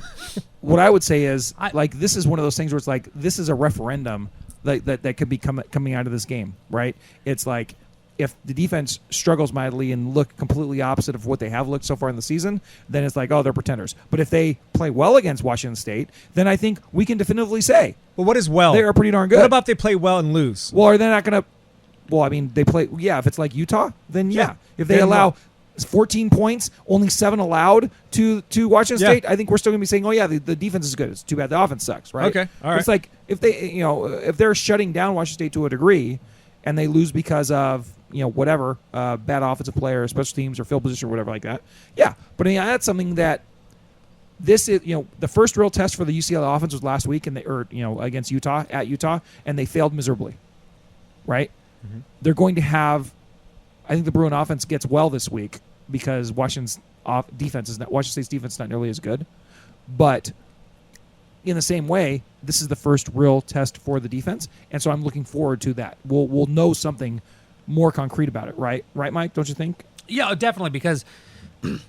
Well, here's the thing. We were talking about this earlier and off air about UCLA doing very well against Utah, but Utah doesn't have a great offense, and there was a little bit of a meltdown by a certain sect of blue and gold fans. I'm not going to say who they are. After Utah lost to Oregon State. I despise UCLA. So, I mean, by that transitive property, some people think that UCLA's defense is not as good as advertised, but... Well, they might not be, 11 points a game good. Oh, I'm not saying that that these are like, what was it, the 85 Chicago Bears? I would imagine they're not 11 points like, a game good. No, it's like these guys are not going to shut out, teams. Highly unlikely. Yeah, but they are so much better than last year, and that's what we've wanted for the last few years. The caveat here is, did the UCLA offense take a step back? But I disagree. Let's go back. Bill, yeah, go with what Go you're ahead. Go ahead. I disagree with that statement that they're really good from last year. UCLA has not faced a great passing offense yet. They haven't. Utah could be if they had Cam, but it wasn't, and that was their offense was anemic. Coastal maybe was the best out of the 3 experienced quarterback with a new offense. But he was thrown in a little bit, and those guys were catching it. San Diego, no, and of course the FCS, no. But just eyeballing these guys, Bill, don't they look better than they did last year? The front 7 do. No, I think the secondary looks the same. I don't see any kind of like, oh, this secondary is just so much better than. No, You're disagree. right. I But totally wouldn't they be noticeably better if the front seven is noticeably better? Doesn't that make your defense noticeably better? Like you said, they might not be Jake, first in the you and Pac-12 quality. You and I were at the San Diego game, and we saw when the front seven didn't get to the quarterback in time, that ball was being thrown, and they were able to get downfield. Thank God he wasn't the most effective quarterback, and thank God the front seven started getting to him. But when they didn't, no, I don't. I disagree. And I think this will be the first real test. This is going to be a test where it's like this. They throw 90% of the time, so it's going to be one of those things. Yeah. So they throw 90% of the time. I'm just making up that number, but they throw a lot of the time. And UCLA's strength is the run defense. They don't run that much. Well, it's not necessarily the strength is possibly getting after the quarterback too. Okay, fair and square. I'll agree with that, but their strength is UCLA's weakness. So this is a great test. So I disagree that it's like, oh, it's head and shoulders. I think after this game we can probably say that yes or no. I'll take that. That's fair. Right? Just a little bit after this game. Well, no, I think that's literally what we were trying to answer. That's fine. I think that's what this is. This is the first test for the defense, and we'll really. That's kind of what I'm asking. Will we know something about this defense after this game? I think we will. Yes. Can we all agree on that? Yes. Because even though Mike is super bullish about the defense right now, I am very optimistic about the defense right now. You're a little skeptical about the defense right now. Yeah. After this game, if they play really well, I think we can all kind of agree that they are for real. I don't think they're elite. I'm saying I think that they are much better than they were last year, and we're seeing that. Just I talked about how UCLA's numbers are better this year in the first 4 games than they were last year against pretty much a similar schedule. But just the eye test, just guys flying around, and you're seeing more guys stepping up. And to your point, the secondary, Bill, it still needs work. But the fact that you're seeing a guy like Jalen Davies, not letting anything get past him. The other guy, the other players need a lot of work. True. True. I mean, they're going to get. Yes. I think they're going to get punished a few times. I think they will also do a little bit of punishing themselves. But I think it does, like Jake said, it does come down to how fast they get after the quarterback, how quickly they pressure him, how much they put him on the ground, how much they put the running backs on the ground. They're not going to use the running backs as much. But overall, I think this is a better defense that will give Washington State fits, because this is going to be the first defense, the first good defense that Washington State faces. So there's that as well. Well, I mean, no. Oregon State's good. Oregon State's defense is good. Wisconsin may be good. Oregon State, I'm going to say this is the. I They've would say definitely that played this better is the competition than the Bruins so far. Yes. Yes, they have. And they're 4-0. True. True on that point. Yeah. So we'll see. So the theme here is what we'll see. This is the first test. Well, hopefully it goes in UCLA's favor. The second question is, this was Dante Moore's first away game. Well, let me say first league away game, where it was a real challenge. Tough environment. Tough environment. San Diego was nice and cozy. Like half. It's like I was like, oh, friends. This is nice. But this was and he didn't do as well, right? Or he did absolutely miserably. Okay. Let's characterize it in the process. Okay, there are different ways to categorize this. Fair and square, Jake. So the question is, how does he? It's not the getting knocked down. It's what happens after the knockdown, right? Does he get up again? And so, I don't know. They're never gonna knock you down. Yeah. They're so good at that. That was like, right? that was timing. It's one of the things. How do you guys think Dante Moore will react to this? I don't know, Mike. If you've been to any practices, is he ruined? Is he ruined now? Is he going to see ghosts like Jim Everett for the rest of his career? Did Utah ruin him? That guy Ellis? Well, I don't know. If he does and he loses, I'm going to need a lager drink. I'm going to need a whiskey drink. Yeah, that's true. Seriously. Those guys are anarchists like Mike. I think he's love him. I think I hate when people. I think he did need a game like this to realize how much competition is ahead of him, and so that he needs to adjust. And what I got flack was like, oh, well, he just, you can't say that, he needed a game like this. Well, you absolutely can say he needed a game like this. Like DTR starting, for the Cleveland Browns, he had a rough game. He had a really good preseason, but he had a rough game. He needs that because he needs to know how quick the opposition is, how quick the defense is, how he needs to read defenses. Same with Dante Moore. He needs to understand how a really good defensive line can come after him. He needs to communicate with this offensive line and say, hey, we need to change this because I'm not going to get my ass knocked on the floor again. I know that he started. He played that crappy, huh? It was not great. Wasn't great. Room for improvement. We're talking about DTR? Yeah, DTR. DTR got his, it was not good. Yeah, I got his. It was very poor. Yeah.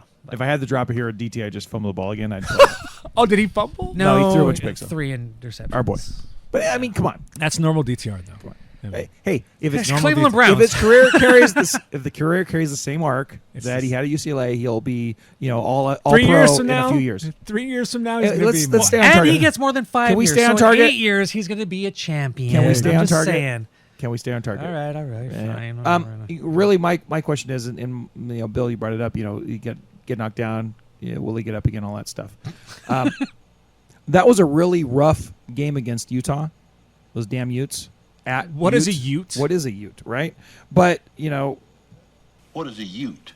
what I'm hoping for in the best case scenario for the Bruins and the Bruin fans is that game is a sort of a twofer, right? And what I mean by twofer is it's a tough road loss that you probably would have lost anyway if Utah had more stuff going for them, right? A month ago we would have predicted it to be a loss, but then they had the opportunity to win the game, and it's a really shame they didn't win the game. But if you could tell me that they took a tough road loss at Utah, and also Dante learned a very valuable lesson and only improved from there, right? And now he's a much better quarterback going forward, then I would say, you know what?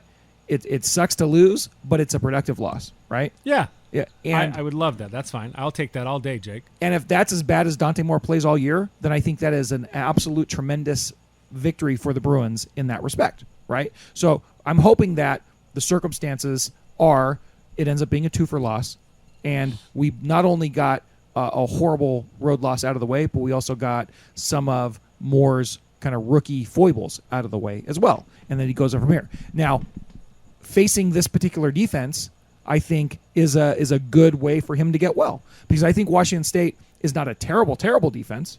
But right? they're not great. They're not going to be like the Buffs. No. But, they're not going to be like, Stanford, probably. But Or USC. or USC even, right? USC will be able to get after them a little bit, but they're respectable, but they're not real great. They're like middle of the Pac-12 as far as like all the opponents they faced, and I don't think they faced any really spectacular offenses yet. The jury's still out on Oregon State and how good of an offense they really are. The jury's out on Wisconsin and how good of an offense they really are. They're pretty good, but they're so basically Washington State isn't the immovable object that Utah was. And so I think that Moore has a real chance to bounce back and make some productive ground. That's why I'm kind of like optimistic about how the Bruins will play this week, because I think Moore will bounce back. But if he doesn't, and he's still seeing those ghosts, and now he's some sort of like a scratch and dent quarterback, right? He's damaged goods now. That's where the worry is. So we'll have to see. Well, let me just give you a few numbers here, or not just numbers, but rankings in the Pac-12. Points per game, Washington State is 8th. Yards per game, Washington State is... About their defensive stats, right? Defense, I'm sorry. Their defensive stats, yards per game, they're 9th. Passing yards per game, they're 8th again.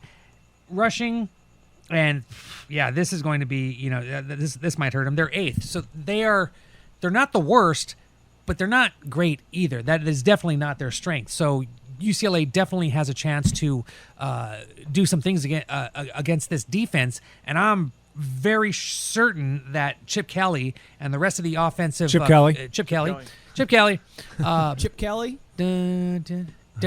whatever that theme was, Jake. They're going to scheme around that. They're going to figure out how to get around that defense, and this is going to be a shootout, I believe. Hopefully, we don't want it to be a shootout. That would mean the UCLA defense sucks. That's what I was going to say next.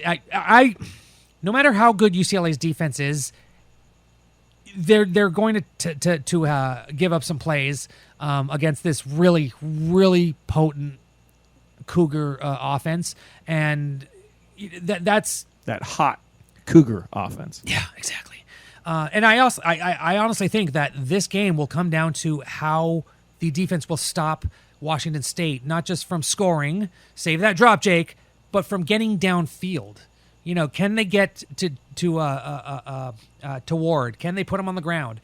Can they pressure him? Can they make him react quicker than he wants to? Can they make him uncomfortable? I think that's what the UCLA's edge rushers are going to be responsible for. Well, that's a great segue into our next part, which is, Washington State can present some problems on offense. For sure. One of the things is Cam Ward. Now, I don't, I guess Chip Kelly said in one of his conferences that Cam Ward's a good quarterback last year and as he is this year, right? I would beg to differ. I would say that there is a marked improvement in Cam Ward's stats from last year to this year. Yeah, part of that goes with that 28-year-old goddamn offensive coordinator, right? But yeah. he is noticeably better this year from last year, to the tune of his yards per attempt went from in 2022 with the Cougs, it was at 6.5, and now this year it's right under 10 at 9.9, right? He's got 13 touchdowns and 0 interceptions this year, compared to the pace of 23 and 9 last year, and and just as importantly, his passing percentage was at 64 last year, and this year all the way up to 75%. So it's like he is operating much more efficiently, and that goes back to that kind of the conversation around about Chip Kelly kind of being a dick right now, being kind of catty no matter what question he's asked, whatever, that's Chip's prerogative. But Ward presents a hell of a problem for the Bruin defense this week. And Bill said it, this is the first time they're going against primarily passing offense. And if they can't find a way to shut down not just Cam Ward, but also the trio, talk about, Mike's talking about Diet Santa Barbara. The Washington State trio is kind of like the Diet Washington or the Washington Zero sort of trio of receivers, because Washington's got all those, studs, the best receivers in the country type of lineup. And guess what? Washington State's right there with them, and they've got some guys that are running around there doing some really spectacular things. Josh Kelly is the one, and obviously Josh Kelly is a I know. That, I was like, that makes us all feel good, but we're hoping that Josh Kelly doesn't make us feel bad this Saturday at the Rose Bowl. But he has had some unbelievable highlight plays so far this season.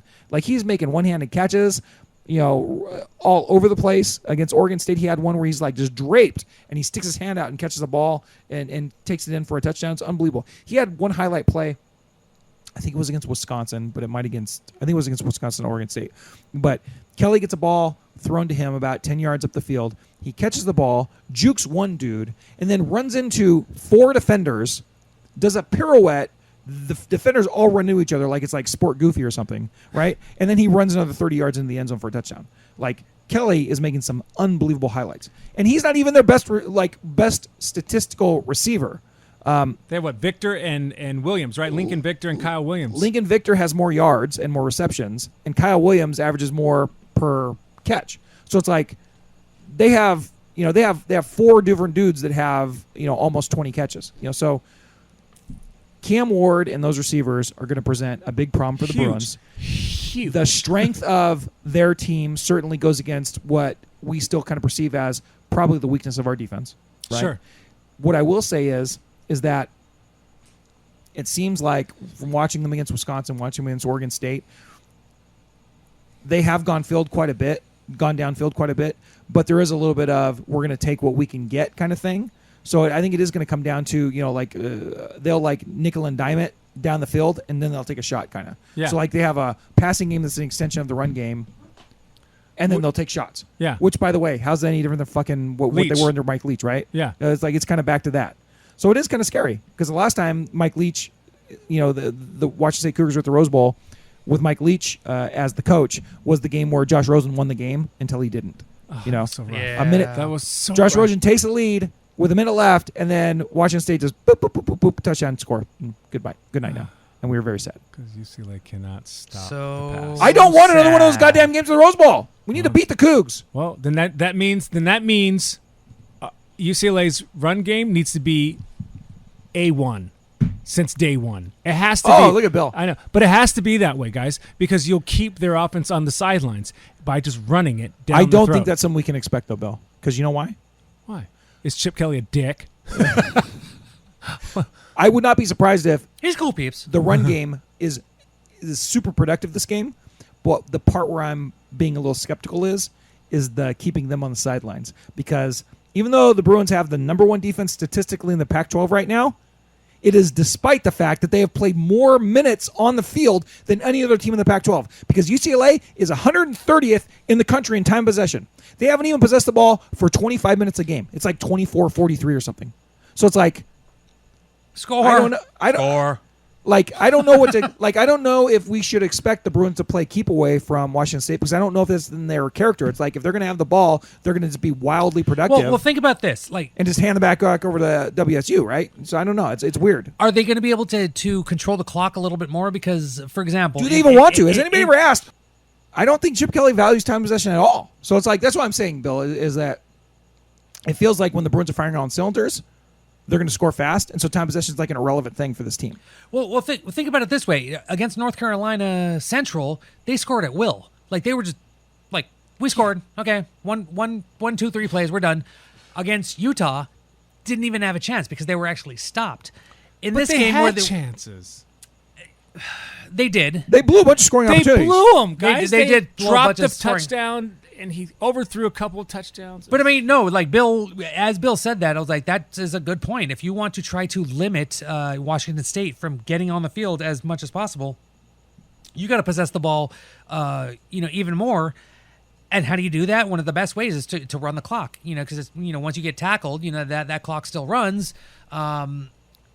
And especially with the efficiency, well, except for the last game of both Hard and Steel, I could definitely see Chip Kelly trying to go that way, especially going into the going deeper into the playbook. I wouldn't be surprised if going down the stretch of the game, if UCLA has the lead, we have seen Chip's teams when they've been good the last couple of years, have a 4, 5, 6 minute drive, right, of just running the ball and kind of slowing it down a little bit. But I don't think that we should expect that, other than in that situation down the stretch, they are either winning big or are trying to protect a lead, and then all of a sudden it slows down. But I think other than that very narrow specific situation, I just don't think, look, according to me, how I want to see a football game played, am I more comfortable with, possess the ball and, strangle your opponent, suffocate them like Stanford did, with the intellectual brutality? That's what I want to see, but I just don't think it's within the character of this team and how he calls plays and how Dante Moore quarterbacks, quite frankly, right? Because it's like, they're going to run the ball effectively, and then Dante Moore is going to have like a 60-yard touchdown pass because he's taking advantage of them sucking up on the run, right? Yeah. So in that respect, I just don't think we can expect them to do that for the whole game because they ain't done that in like 10 games. So that's the only thing I'm saying about time possession. So let's just wrap this up. I mean, this is, and I think you guys were talking about this before I got in from my amazingly informative Zoom meeting. Yes, that's right, Jake. Roll your eyes all you want. Is this a must-win game?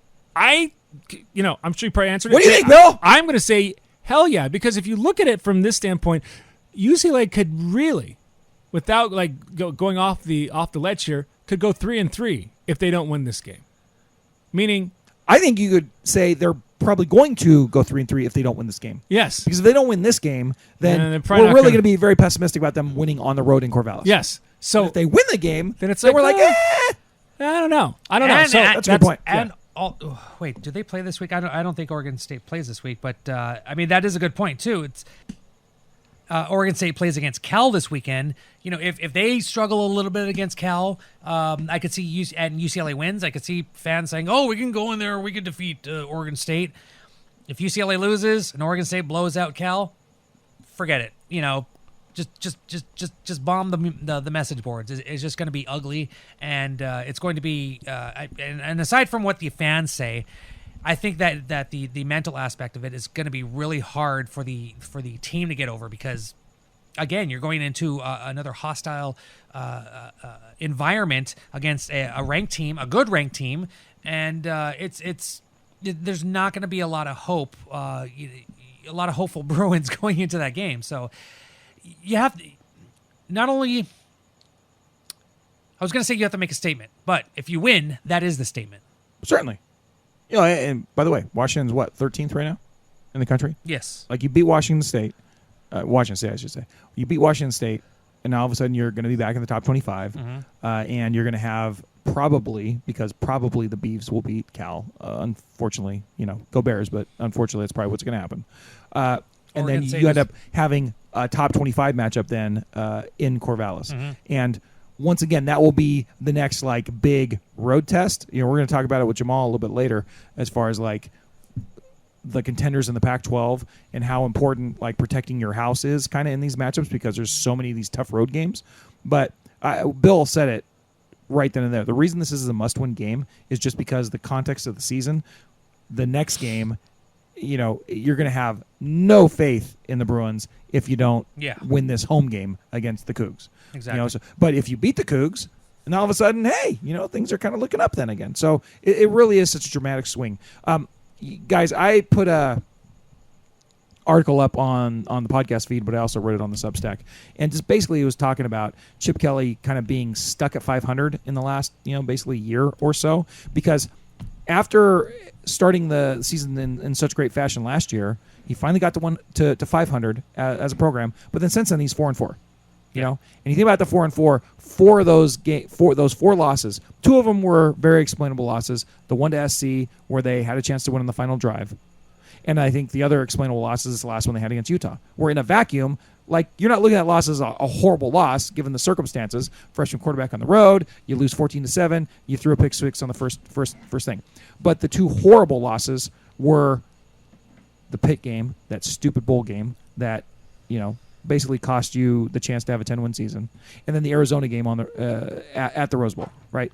Two inexplicable losses, right? How much different would the perception for this Kelly's program be if they just would have won one of those games out of those four, right? Instead, Chip is now back to 500 again, and that's another reason why this is a must-win game.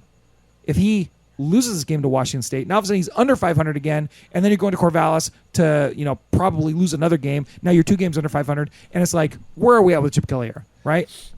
What's funny is that this really is a fucking every game is a referendum game at this point. You're talking about Chip Kelly being 500, and it's basically that's kind of how the fan base is split. He wins this, all of a sudden that goodwill is going to go towards the fans that are yes, we're fans of Chip Kelly. We think we can do good. They lose, all of a sudden the Chip Kelly haters are going to come out and say, "This is this. We told you this is what's going to happen." This is basically he needs to figure out his fate. Obviously to be successful, to bring in people into the seats, you have to win.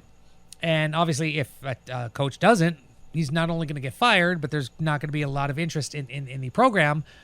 You start winning, especially against a ranked team, that's going to start bringing the people back. But that's just a weird, perfect analogy with that lines up with how the fan base is. No, I agree, and it's funny too because he dug that big deep hole with those first few doomsday seasons, the shame seasons. Shame. And then he basically got right back to even. Right, middle of last year, and we were poised to be okay, the greatness of Chip Kelly is about to show, and then since then it's been some bright moments and some horrible failures, right? And so we're right back at 500. And so you're right, Mike. It's every single game is, oh my gosh, they win. Oh my gosh, we're here. We finally arrived. And then if they lose, oh my gosh, this is literally they suck. Well, literally, and we told you. By the numbers, the worst coach in UCLA history, right? I mean, Yeah. you can make both arguments. And so they need to string some freaking wins together here. Yeah. Right? Do you have any thoughts on that, Shirley? No. I've already voiced my opinion on it. Have you? I don't remember what it is. I did. I said it's a must-win game. I already said that, Jake. What do you think about Chip Kelly being stuck at 500? We talked about that last time. No, we didn't. Yes, because I just wrote the article and you ditched last week. I know, so cute. How do you feel about that? Chip Kelly is still at 500. What does that mean to you? Look, for me, it's simple. If he has a 9-win season or more, even though I'm predicting 8 wins, if he has a 9-win season or more, keep him. If he doesn't, if he has 8, 7, 6, fire him. Let's move on. Start anew in the Big Ten. That's it. Under 9 wins, fire Chip Kelly. That's Bill? Yeah. Under 9 wins, fire Chip Kelly. Is that Mike? I can't say that. Oh, no. It depends how he loses or wins. You know what if I'm he doesn't saying? get to 9 wins, he lost some pretty fucking horrible games. That means he lost either Arizona, or he lost Colorado, or he lost Stanford, or he lost Cal. Yeah. He's got to get to 9 wins, Mike. And even that is like you're going to have some eye rolls. Yeah. Yeah. Sorry, we got Mike. I'm reserving. Under 9 wins, fire Chip Kelly. I'm reserving. Mike, he has. I'm reserving. Going into the Big Ten, you gotta go in on an up. You can't go in there just 6, 7 wins and think we're gonna. That's horrible. But we're all reserving the space of they could go into the Big Ten like a rocket ship if this season turns out to be a success. Yes. Pac-12 title game or bust. Who's with me? Okay, you lost me. What do you mean? All right, we're good. If they get to 10 wins, they have a very good chance of being the Pac-12 title game. No, Bill, I want you to answer that because you were on your call. I want before we do our predictions, and then we'll get out of here with what's brewing with you. Even though we still have a bunch of segments we're recording out of order, it's like Spaceballs right now. But Bill, if they by almost by definition, if they win 10 games, they will probably be either in the title game or eliminated by a tiebreaker from the title game. Sure. No, yeah, I believe yes. Yeah. Okay, so why isn't it Pac-12 title game? Because there's no way in hell they're getting 10 wins. You think they're not? No. Why not? I'll put money on that, Jake. Let's put money on it right now. There's no What would way. they have to do to get to 10 wins, Bill? Well, they'd have to, do well in offense and defense against some of the most talented and high-powered It really teams. just means they have to split OSU and USC and win all their other games that are going to be heavily favored in. Which they're not. They're not, because you just said it. You guys just said it. Oh, Chip Kelly's 4-4. Oh, the 2 I got, I understand. But Pitt and Arizona, I don't know. Bill, that's the best point you've made in 10 years. Oh, kiss my ass. Go to the predictions. Predictions. Jake's just mad. Give me all right, here it is. Give me McLaughlin. Predictions. Here it goes. Predictions. UCLA 30, Wazoo 24. Hey, Bill wants a Nice. victory. Yeah, let's go with Go Bruins on that one. Mikey. Very, very similar. And actually, let me give Jamal's because he sent this to us before the show. Go Bruins. He has UCLA winning 30-27. Myself, very close to both of those. I have UCLA winning 33-29. All right. Well, I think that the Bruins can win. I think they will win. I'm hoping that it's because they pressure Cam Ward, but they also they're going to have to pressure Cam Ward. They're going to have to be able to pressure him with 4 and only have to blitz like when Lynn feels like it's necessary. Like if they have to blitz, they're in trouble. If they can do what they've been doing and kind of sprinkle in the blitz in like surprise moments and things, I think they're going to be A-okay with that. Number 2, they got to win the turnover battle. They didn't win the turnover battle against Utah. Pick 6, not good. Washington State lost 2 fumbles against Oregon State that could have been costly last week. So I think the team wins the turnover battle is going to be in good shape. The Bruins got to take care of the ball. Number 3, special teams needs to stay not great. They need to not stay spectacular. Special?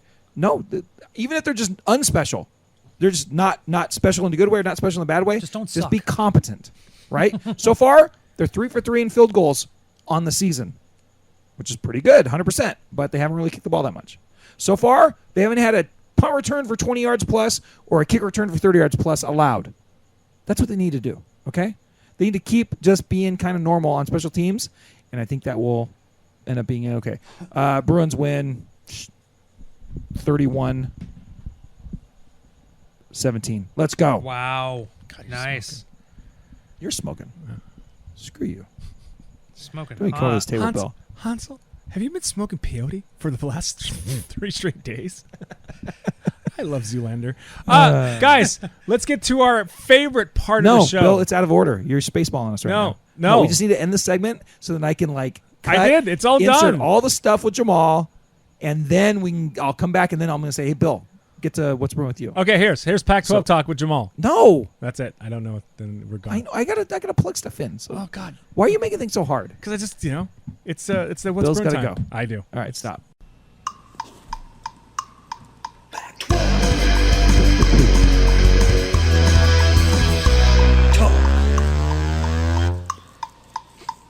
All right, well, we're going to bring Jamaal on right now. Jamaal live from Arizona. Jamaal, how's it going out there? Going good. Today was a balmy 86 degrees. Yikes. So why do you have to wake up early tomorrow? I open the surgery center. So wow. and it takes me about 30 minutes to get there. So by the time I'm showered, shaved, get my coffee, it's like I got to book it and be there before. We usually open at 6 because the first patient in the mornings. Expected to be there at 6:30 for registration and getting ready. Okay, wow. So It's Jamaal crazy. has to wake up early, and my phone is like down underneath 10%. So we'll see how long this lasts to get some Pac-12 talk Okay. in. But the bad news is, which me and Mike and Jamaal have just been discussing off the air, is what a shame. It's the Jake and Mike to Arizona trip is teetering on cancellation. It's teetering. It's probably 50-50 right now. If we want to give it, if we want to have an optimistic outlook, we're still trying to work it out. But Jamaal, we planned on coming, but then all of a sudden we pulled a bill and we said we'd do one thing.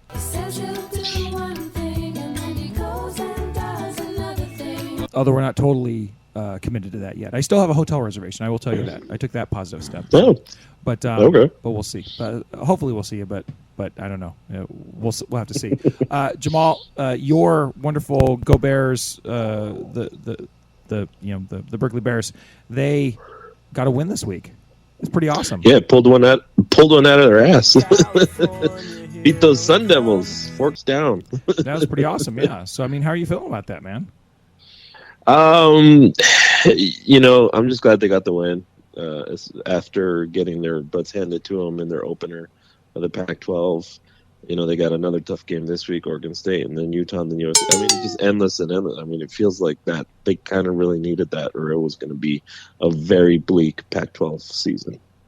No, I know, and it is. It's good that they got the win, but I mean, I'm trying to think of like what they're at. Their schedule going forward is pretty brutal from this point out, isn't it? Yeah, it's Oregon State, who's playing just as well as they did last year. Hosting Utah. Oregon State, though, so I mean, come on, go get those beefs for us, okay? It's gonna be a tough one. At least it's in Berkeley because they never do well in Corvallis. I can't remember the last time they won in Corvallis. I'm sorry. As it stands right now, you have 5 ranked teams in a row.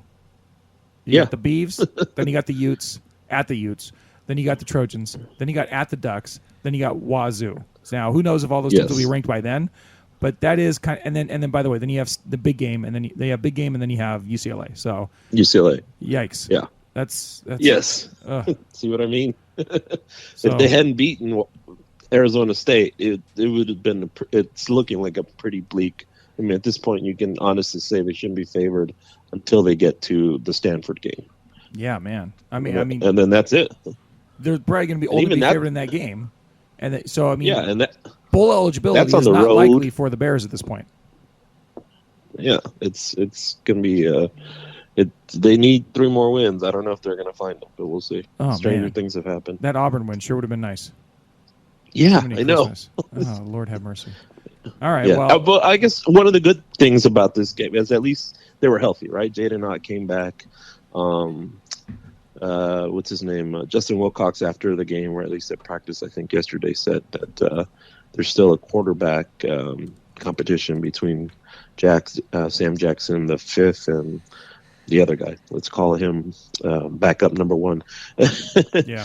And it's just, it's a little scary to be thinking, well, you're already in conference play. You still can't figure out who your quarterback can be. But then you watch the quarterback play. I mean, the offense doesn't look good in either guy's hands. But when they've gotten the chance, it's really dependent on Jaden Ott, who, he's probably in showcase mode for wherever he goes next season. Probably UCLA. UCLA needs a running back.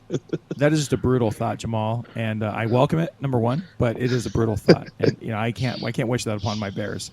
But we'll see how it goes. Thinking about how this last week went, Utah goes up to Corvallis and gets done to them what they did to UCLA. Washington goes out to the desert, almost gets zoned, but they narrowly escape. USC, is beating up Colorado like they should, and then let them back in the game, and it was just inexplicable. That was just the stupidest game. So it's like we don't get. I told Bill earlier, it's like we would have been. I would have been fine with UCLA blowing them out or USC blowing them out, and at least Colorado would shut up, because they'd have 2 blowout losses in a row. Or I would have been okay with Colorado beating SC. But this is the worst of all worlds, where USC, wins, but they let Colorado back in and give Colorado fans, room to, be obnoxious. Chirp. Whatever. Yeah. But it does. I'm thinking about the Pac-12 right now, and to me, it still feels like, and I might be being charitable to UCLA and being uncharitable to Colorado, but I still feel like there's a group of 6 teams that are kind of in the conference race, and that being still UCLA, USC, Wazoo, Washington, OSU, and Oregon, right? The Oregon schools, the Washington schools, UCLA. I forgot Utah there too. Utah as well. So 7 schools in the Pac-12. I'm eliminating Colorado just because I think they're smoke and mirrors. They've got 2 conference losses already. Screw those guys, right? Yes. But how important, man, is it holding serve with these home games that everybody has, considering that now UCLA's lost on the road to Utah. We don't know if Utah will ever be fully operational, but I mean they probably will at some point.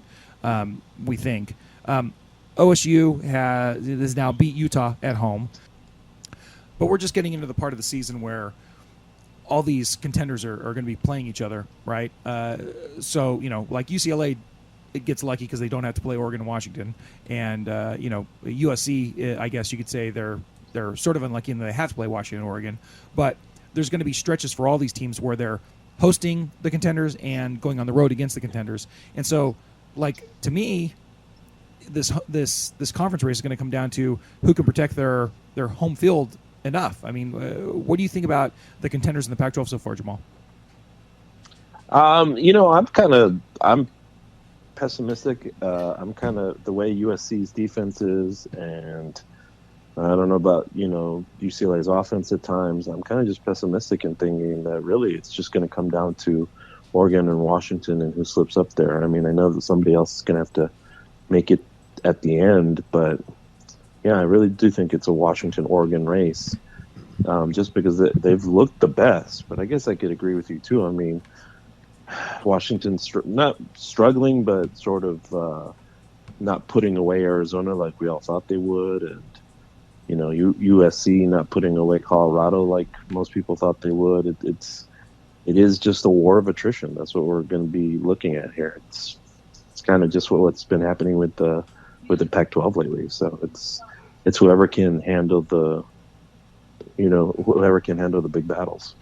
I will say this too is that there is an advantage in who's got more games at home versus on the road. I think like Oregon, for example.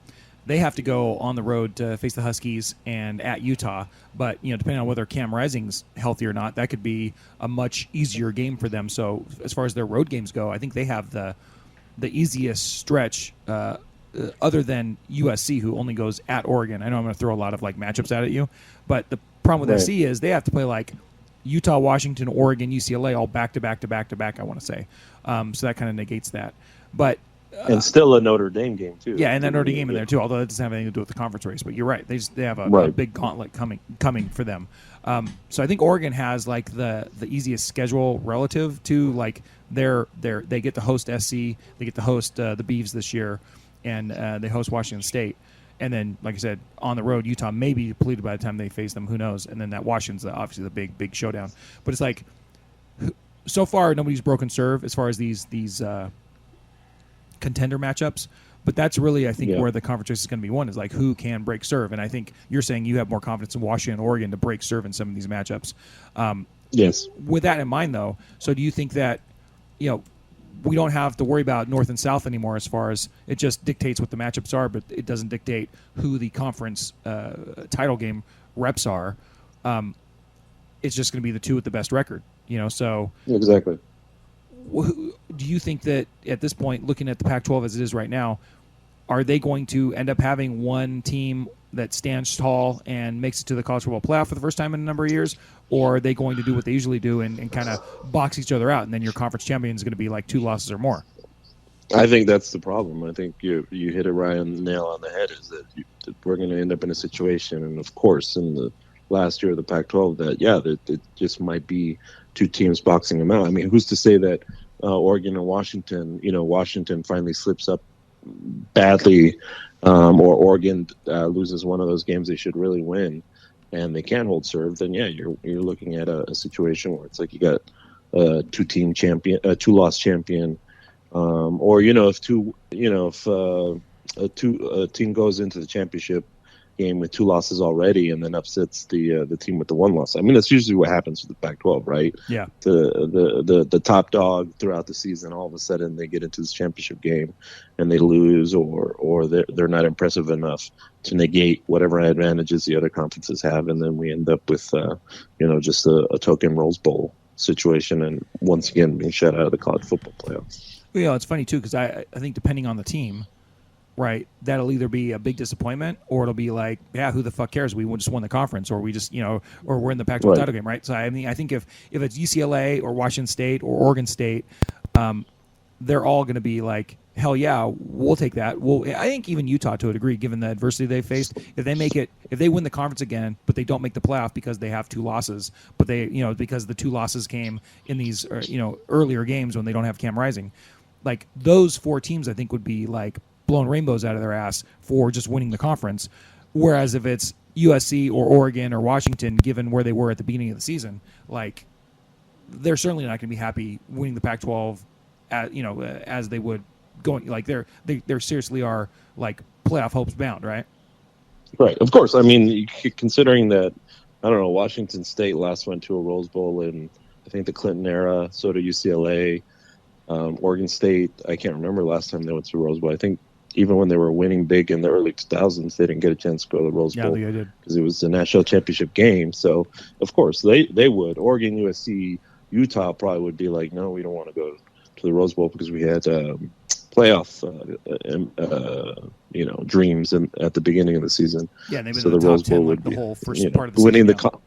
Yeah, exactly. Winning the conference and just getting to do the Rose Bowl as a consolation prize is certainly, as somebody who's on this podcast and has been with you guys since the beginning, I would like to see UCLA, even if they're a 2-loss Pac-12 champion team and they're in the Rose Bowl. I'm not going to be upset. No.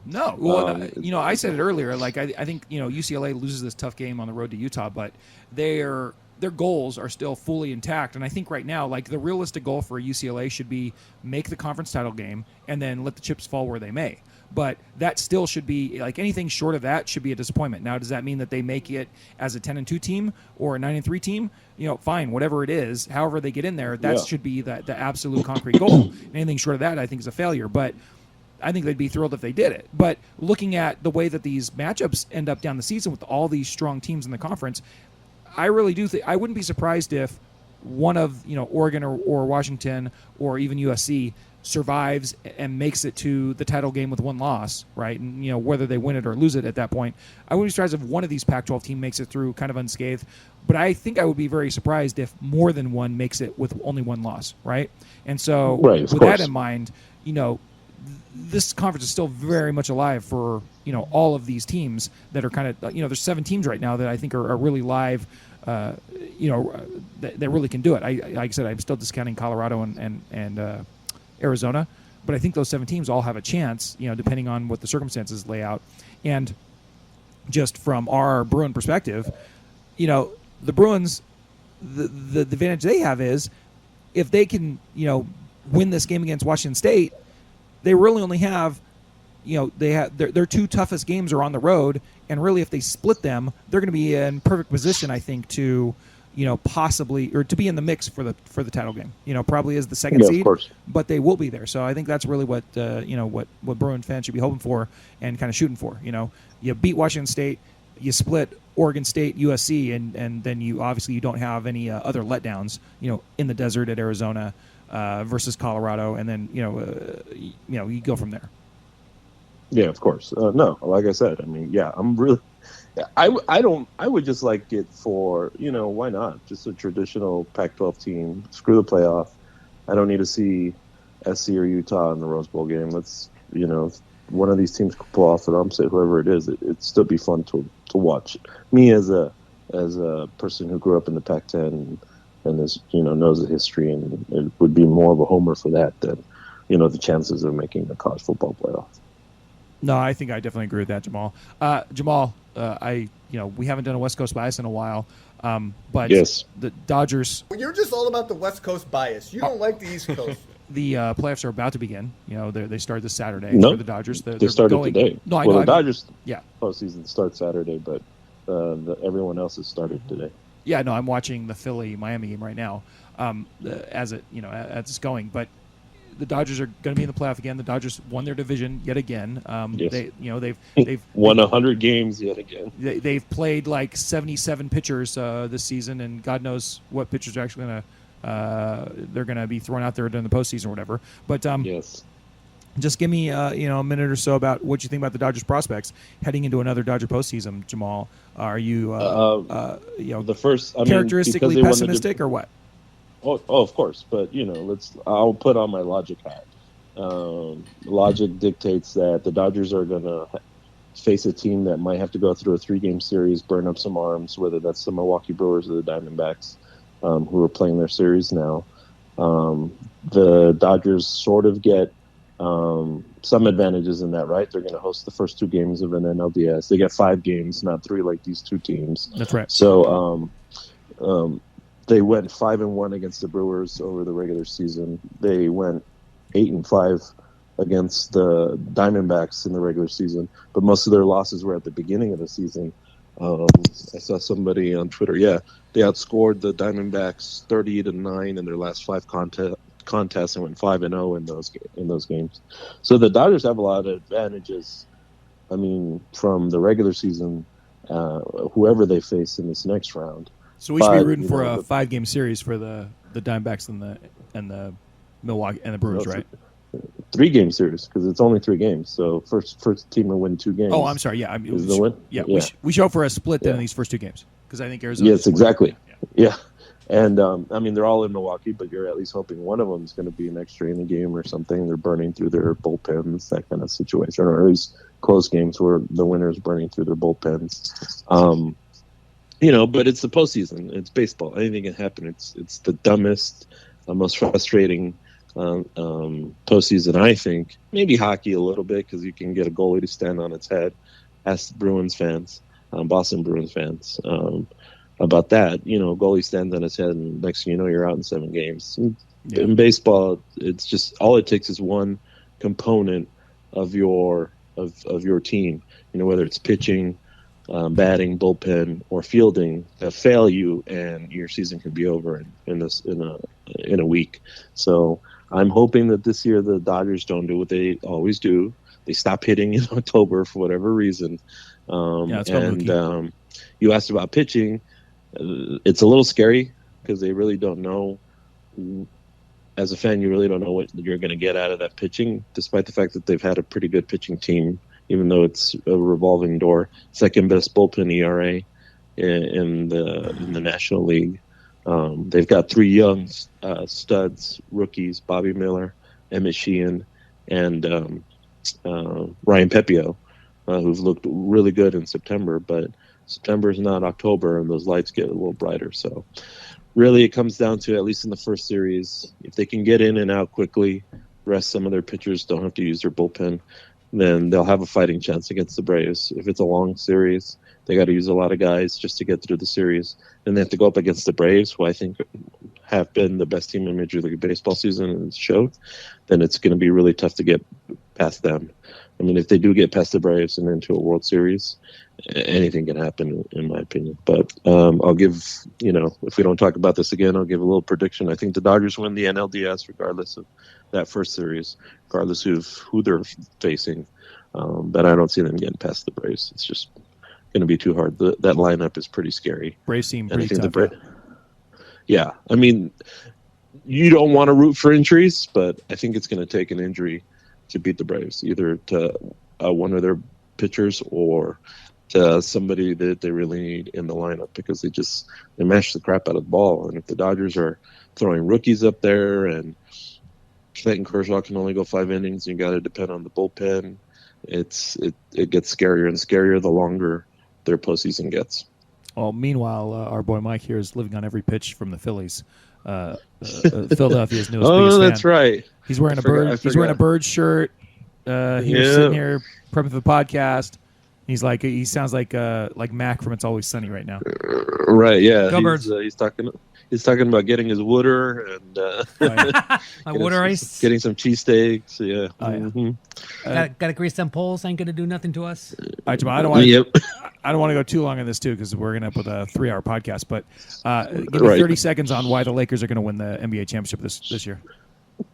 Shit, they got the second best looking team on paper, in my opinion. Right.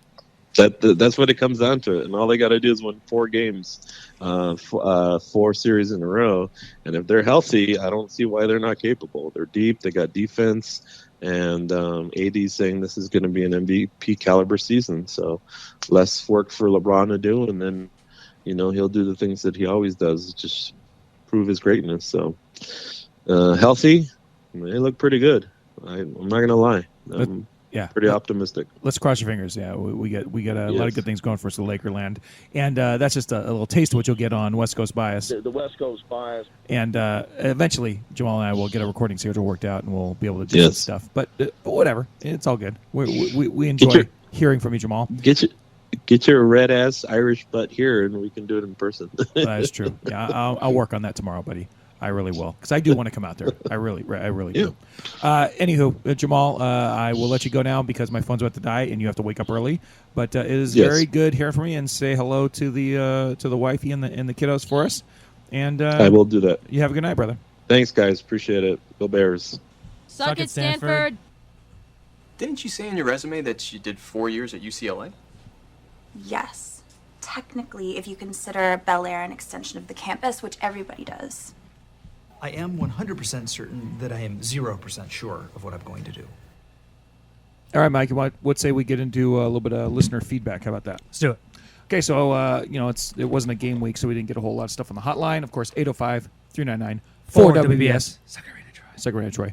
But we did get an email on the What's Bruin Show Gmail, what'sbruinshow@gmail.com, I should say. And it's from none other than Brent Benton, recent contributor to the show, Mikey, as you will see. He says, "Hey, fellas, my family's on the Revolutionary War vacation." I love that. We started in Fort Ticonderoga, where I met the gentleman in the attached photo. I will put that into the Substack article, by the way, so you can go there to look at it. His name is, he goes on to write, Matthew Kegel, pronounced like the exercise. His very Bruiny colors belong to the Dragoon Regiment of Prince Ludwig from the Duchy of Brunswick. Although trained as cavalry, the British didn't pay to mount these dragoons, so they fought as unmounted cavalry, and most were captured in the Battle of Bennington. I cannot recommend a trip to Fort Ticonderoga highly enough. Yeah, that sounds like a blast, dude. We did Mikey. We went to Boston and Philly and New York last year and did some of that stuff ourselves. We did not make it to Fort Ticonderoga. That's awesome, Brent. He goes on to say, in further developments, we're now staying in Boston. My 9-year-old son, Charlie, walked into the breakfast buffet, looked around at the Boston sports figures pictured on the walls, pointed and shouted, "The hated Boston Celtics," to my wife's terror and my delight. Yeah, that's right. F Boston, right?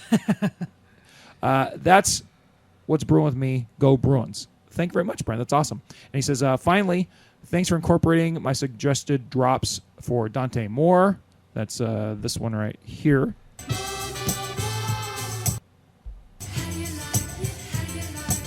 And TJ Harden, My Heart. He says, I wondered if the theme from Chips might work in reference to the head football coaches, to Chip or his staff. And that's from Brent from Roseville. I do have the Chips theme laying around here somewhere, and that would be kind of fun. Instead of me always, because what I do, Mike, whenever we say, Mike, you say his name. Whose name? The coach. Chip Kelly. And then I like doing Chip that. Kelly? I like just doing that. Yeah. But I'd like to have like a, like the end of Chips. That would be cool. Remember that? But then the only problem is like if we played that, then we'd all have to like freeze frame like an 80s TV show ending. You know what I'm saying? Yeah, exactly. And then, but we'll see. You can't play too much, Michael. We'll get sanctioned. That had some funkers to it. All right, cut it. Yeah. It's funny because you went to the beginning, and that's what I think Brent is referencing. But I just remember the very end of it, where it's like, oh, that's right. Yeah. So I'm like, that is going to go into the consideration pile, Mr. Benton. So thank you very much for that, guys. of course, we want your feedback after this game against Washington State. Hopefully, a victory for the Bruins. We'll see. That's what we're perpetually hoping for. Go Bruins! But if it isn't, then we know you're going to have something to say too.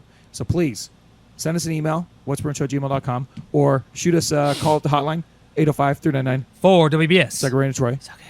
Or tweet us at What's Bruin Show. However you want to participate, go for it. You can also, you know what? You can text the hotline too. Did you know that, Mike? No. You can totally text the hotline. Oh, dude. Awesome. Right now, as is right now, all I get is texts from the airline that flies over to Qatar. Mm-hmm. I get like at least 14 of those texts a week telling me that I can fly to Qatar for a real cheap price.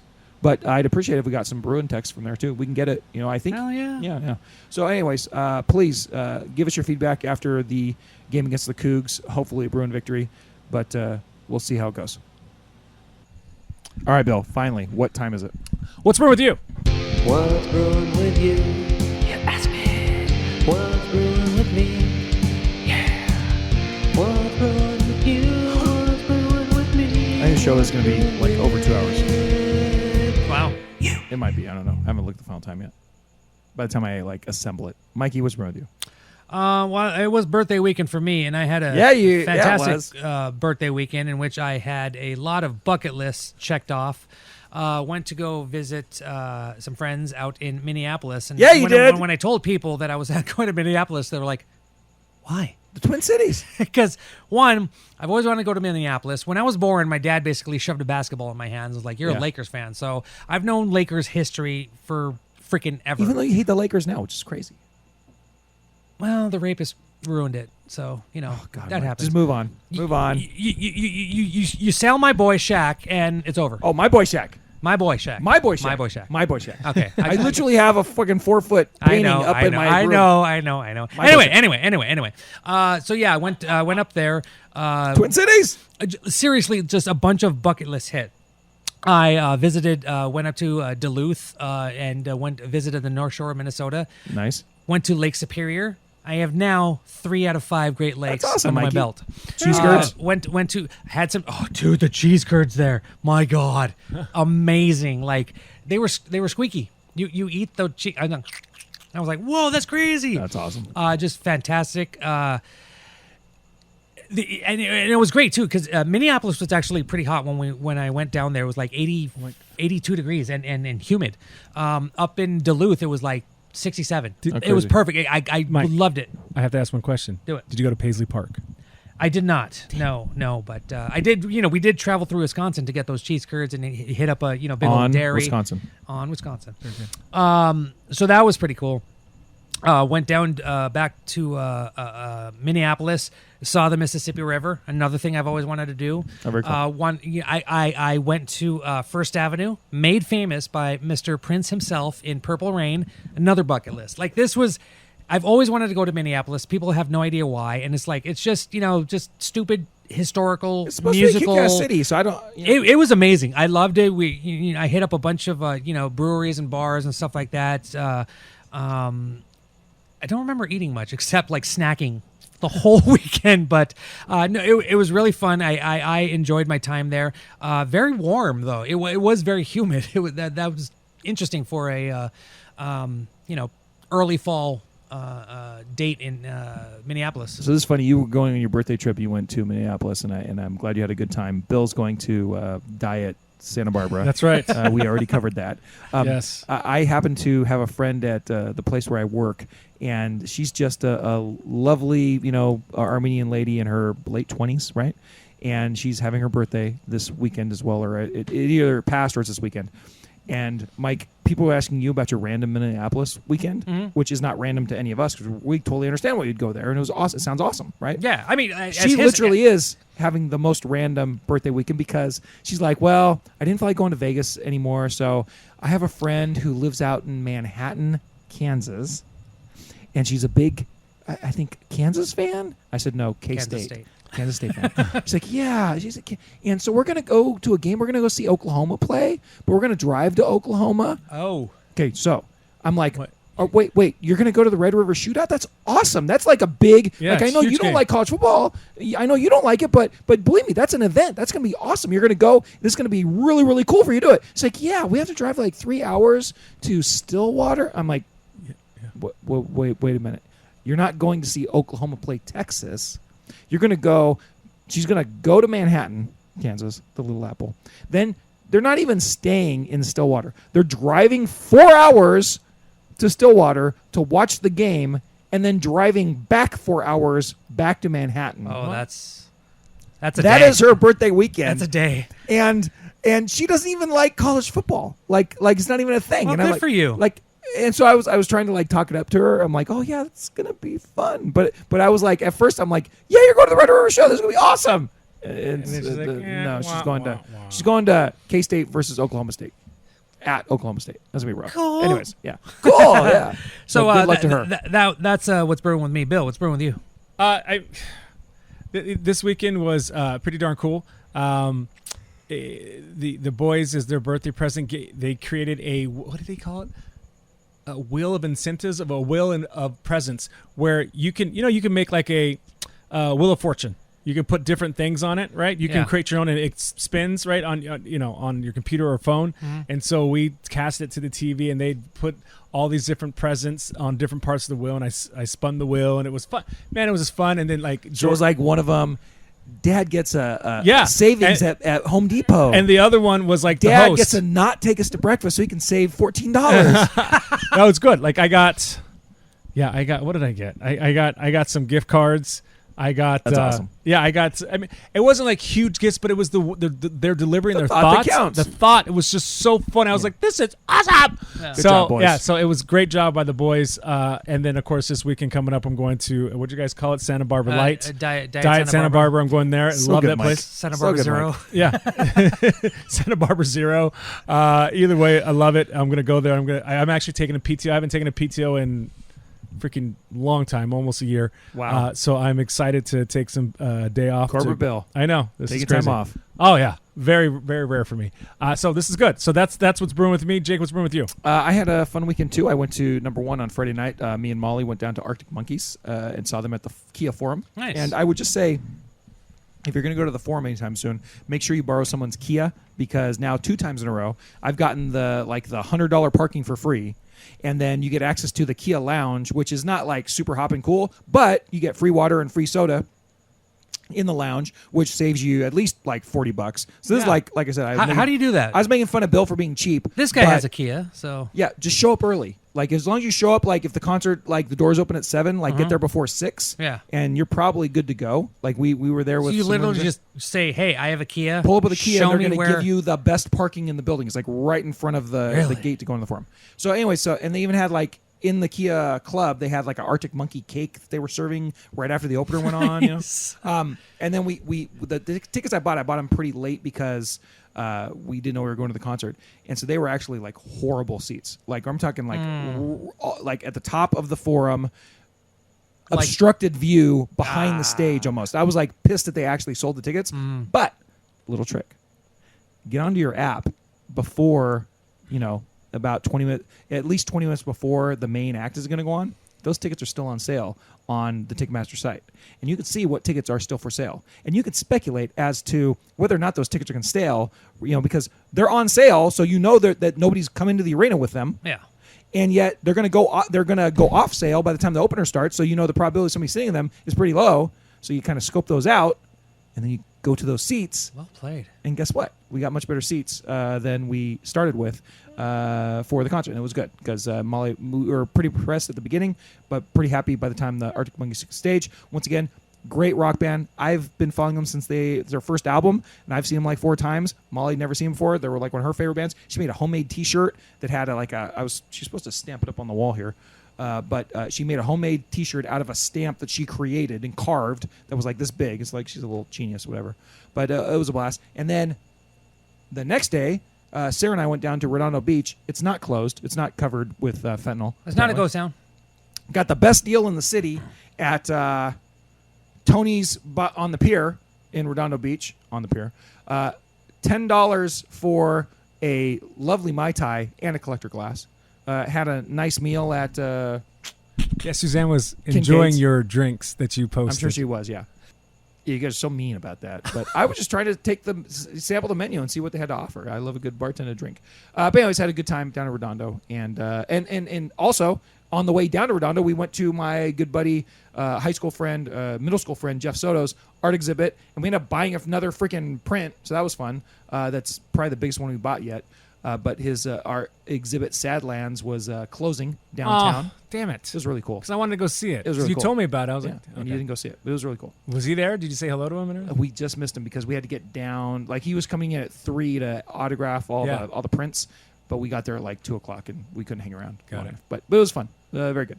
So yeah, so I got a new print. I went to Redondo, went to Arctic Monkeys. Nice weekend. Now, awesome, guys. We have a must-win game. If we don't win this must-win game, I'm going to come back on probably Saturday night and be very, very depressed. But if we win, I'll be happy. And then we'll talk to Mike at least on Tuesday. That's right. Bill's got practice. That's right. Confirmed, bro. But we'll be back with reaction Saturday night or Sunday morning. Please call us with your thoughts on the game. 805-399. Or WBS. Sucker intro. And then join us with any other comments for the big show on Tuesday. Also, there will be a new bare minimum out for you guys. I just recorded that yesterday with Megan. It's only about 20 minutes long, but it's fun. She's going to tell you how she crashed her car. Scraped her car more, not crashed. Scraped her car. Okay. Not crashed, scraped. Against a stationary object. Oh, goddamn it. Parking garage for ancient building. But anyways, lots of fun stuff going on. So until next time, Bill, what do we say? You better win, fucking Bruins. Go Bruins. Good evening. Smoke 'em if you got 'em. That was the What's Bruin show. Try us tomorrow. Same bat time, same bat channel. It's gotta be in or out, Mom. In or out. Well, I need the door closed. Thank you for your cooperation. Dude, bro, we play some ball on the West Coast. The final word is boob.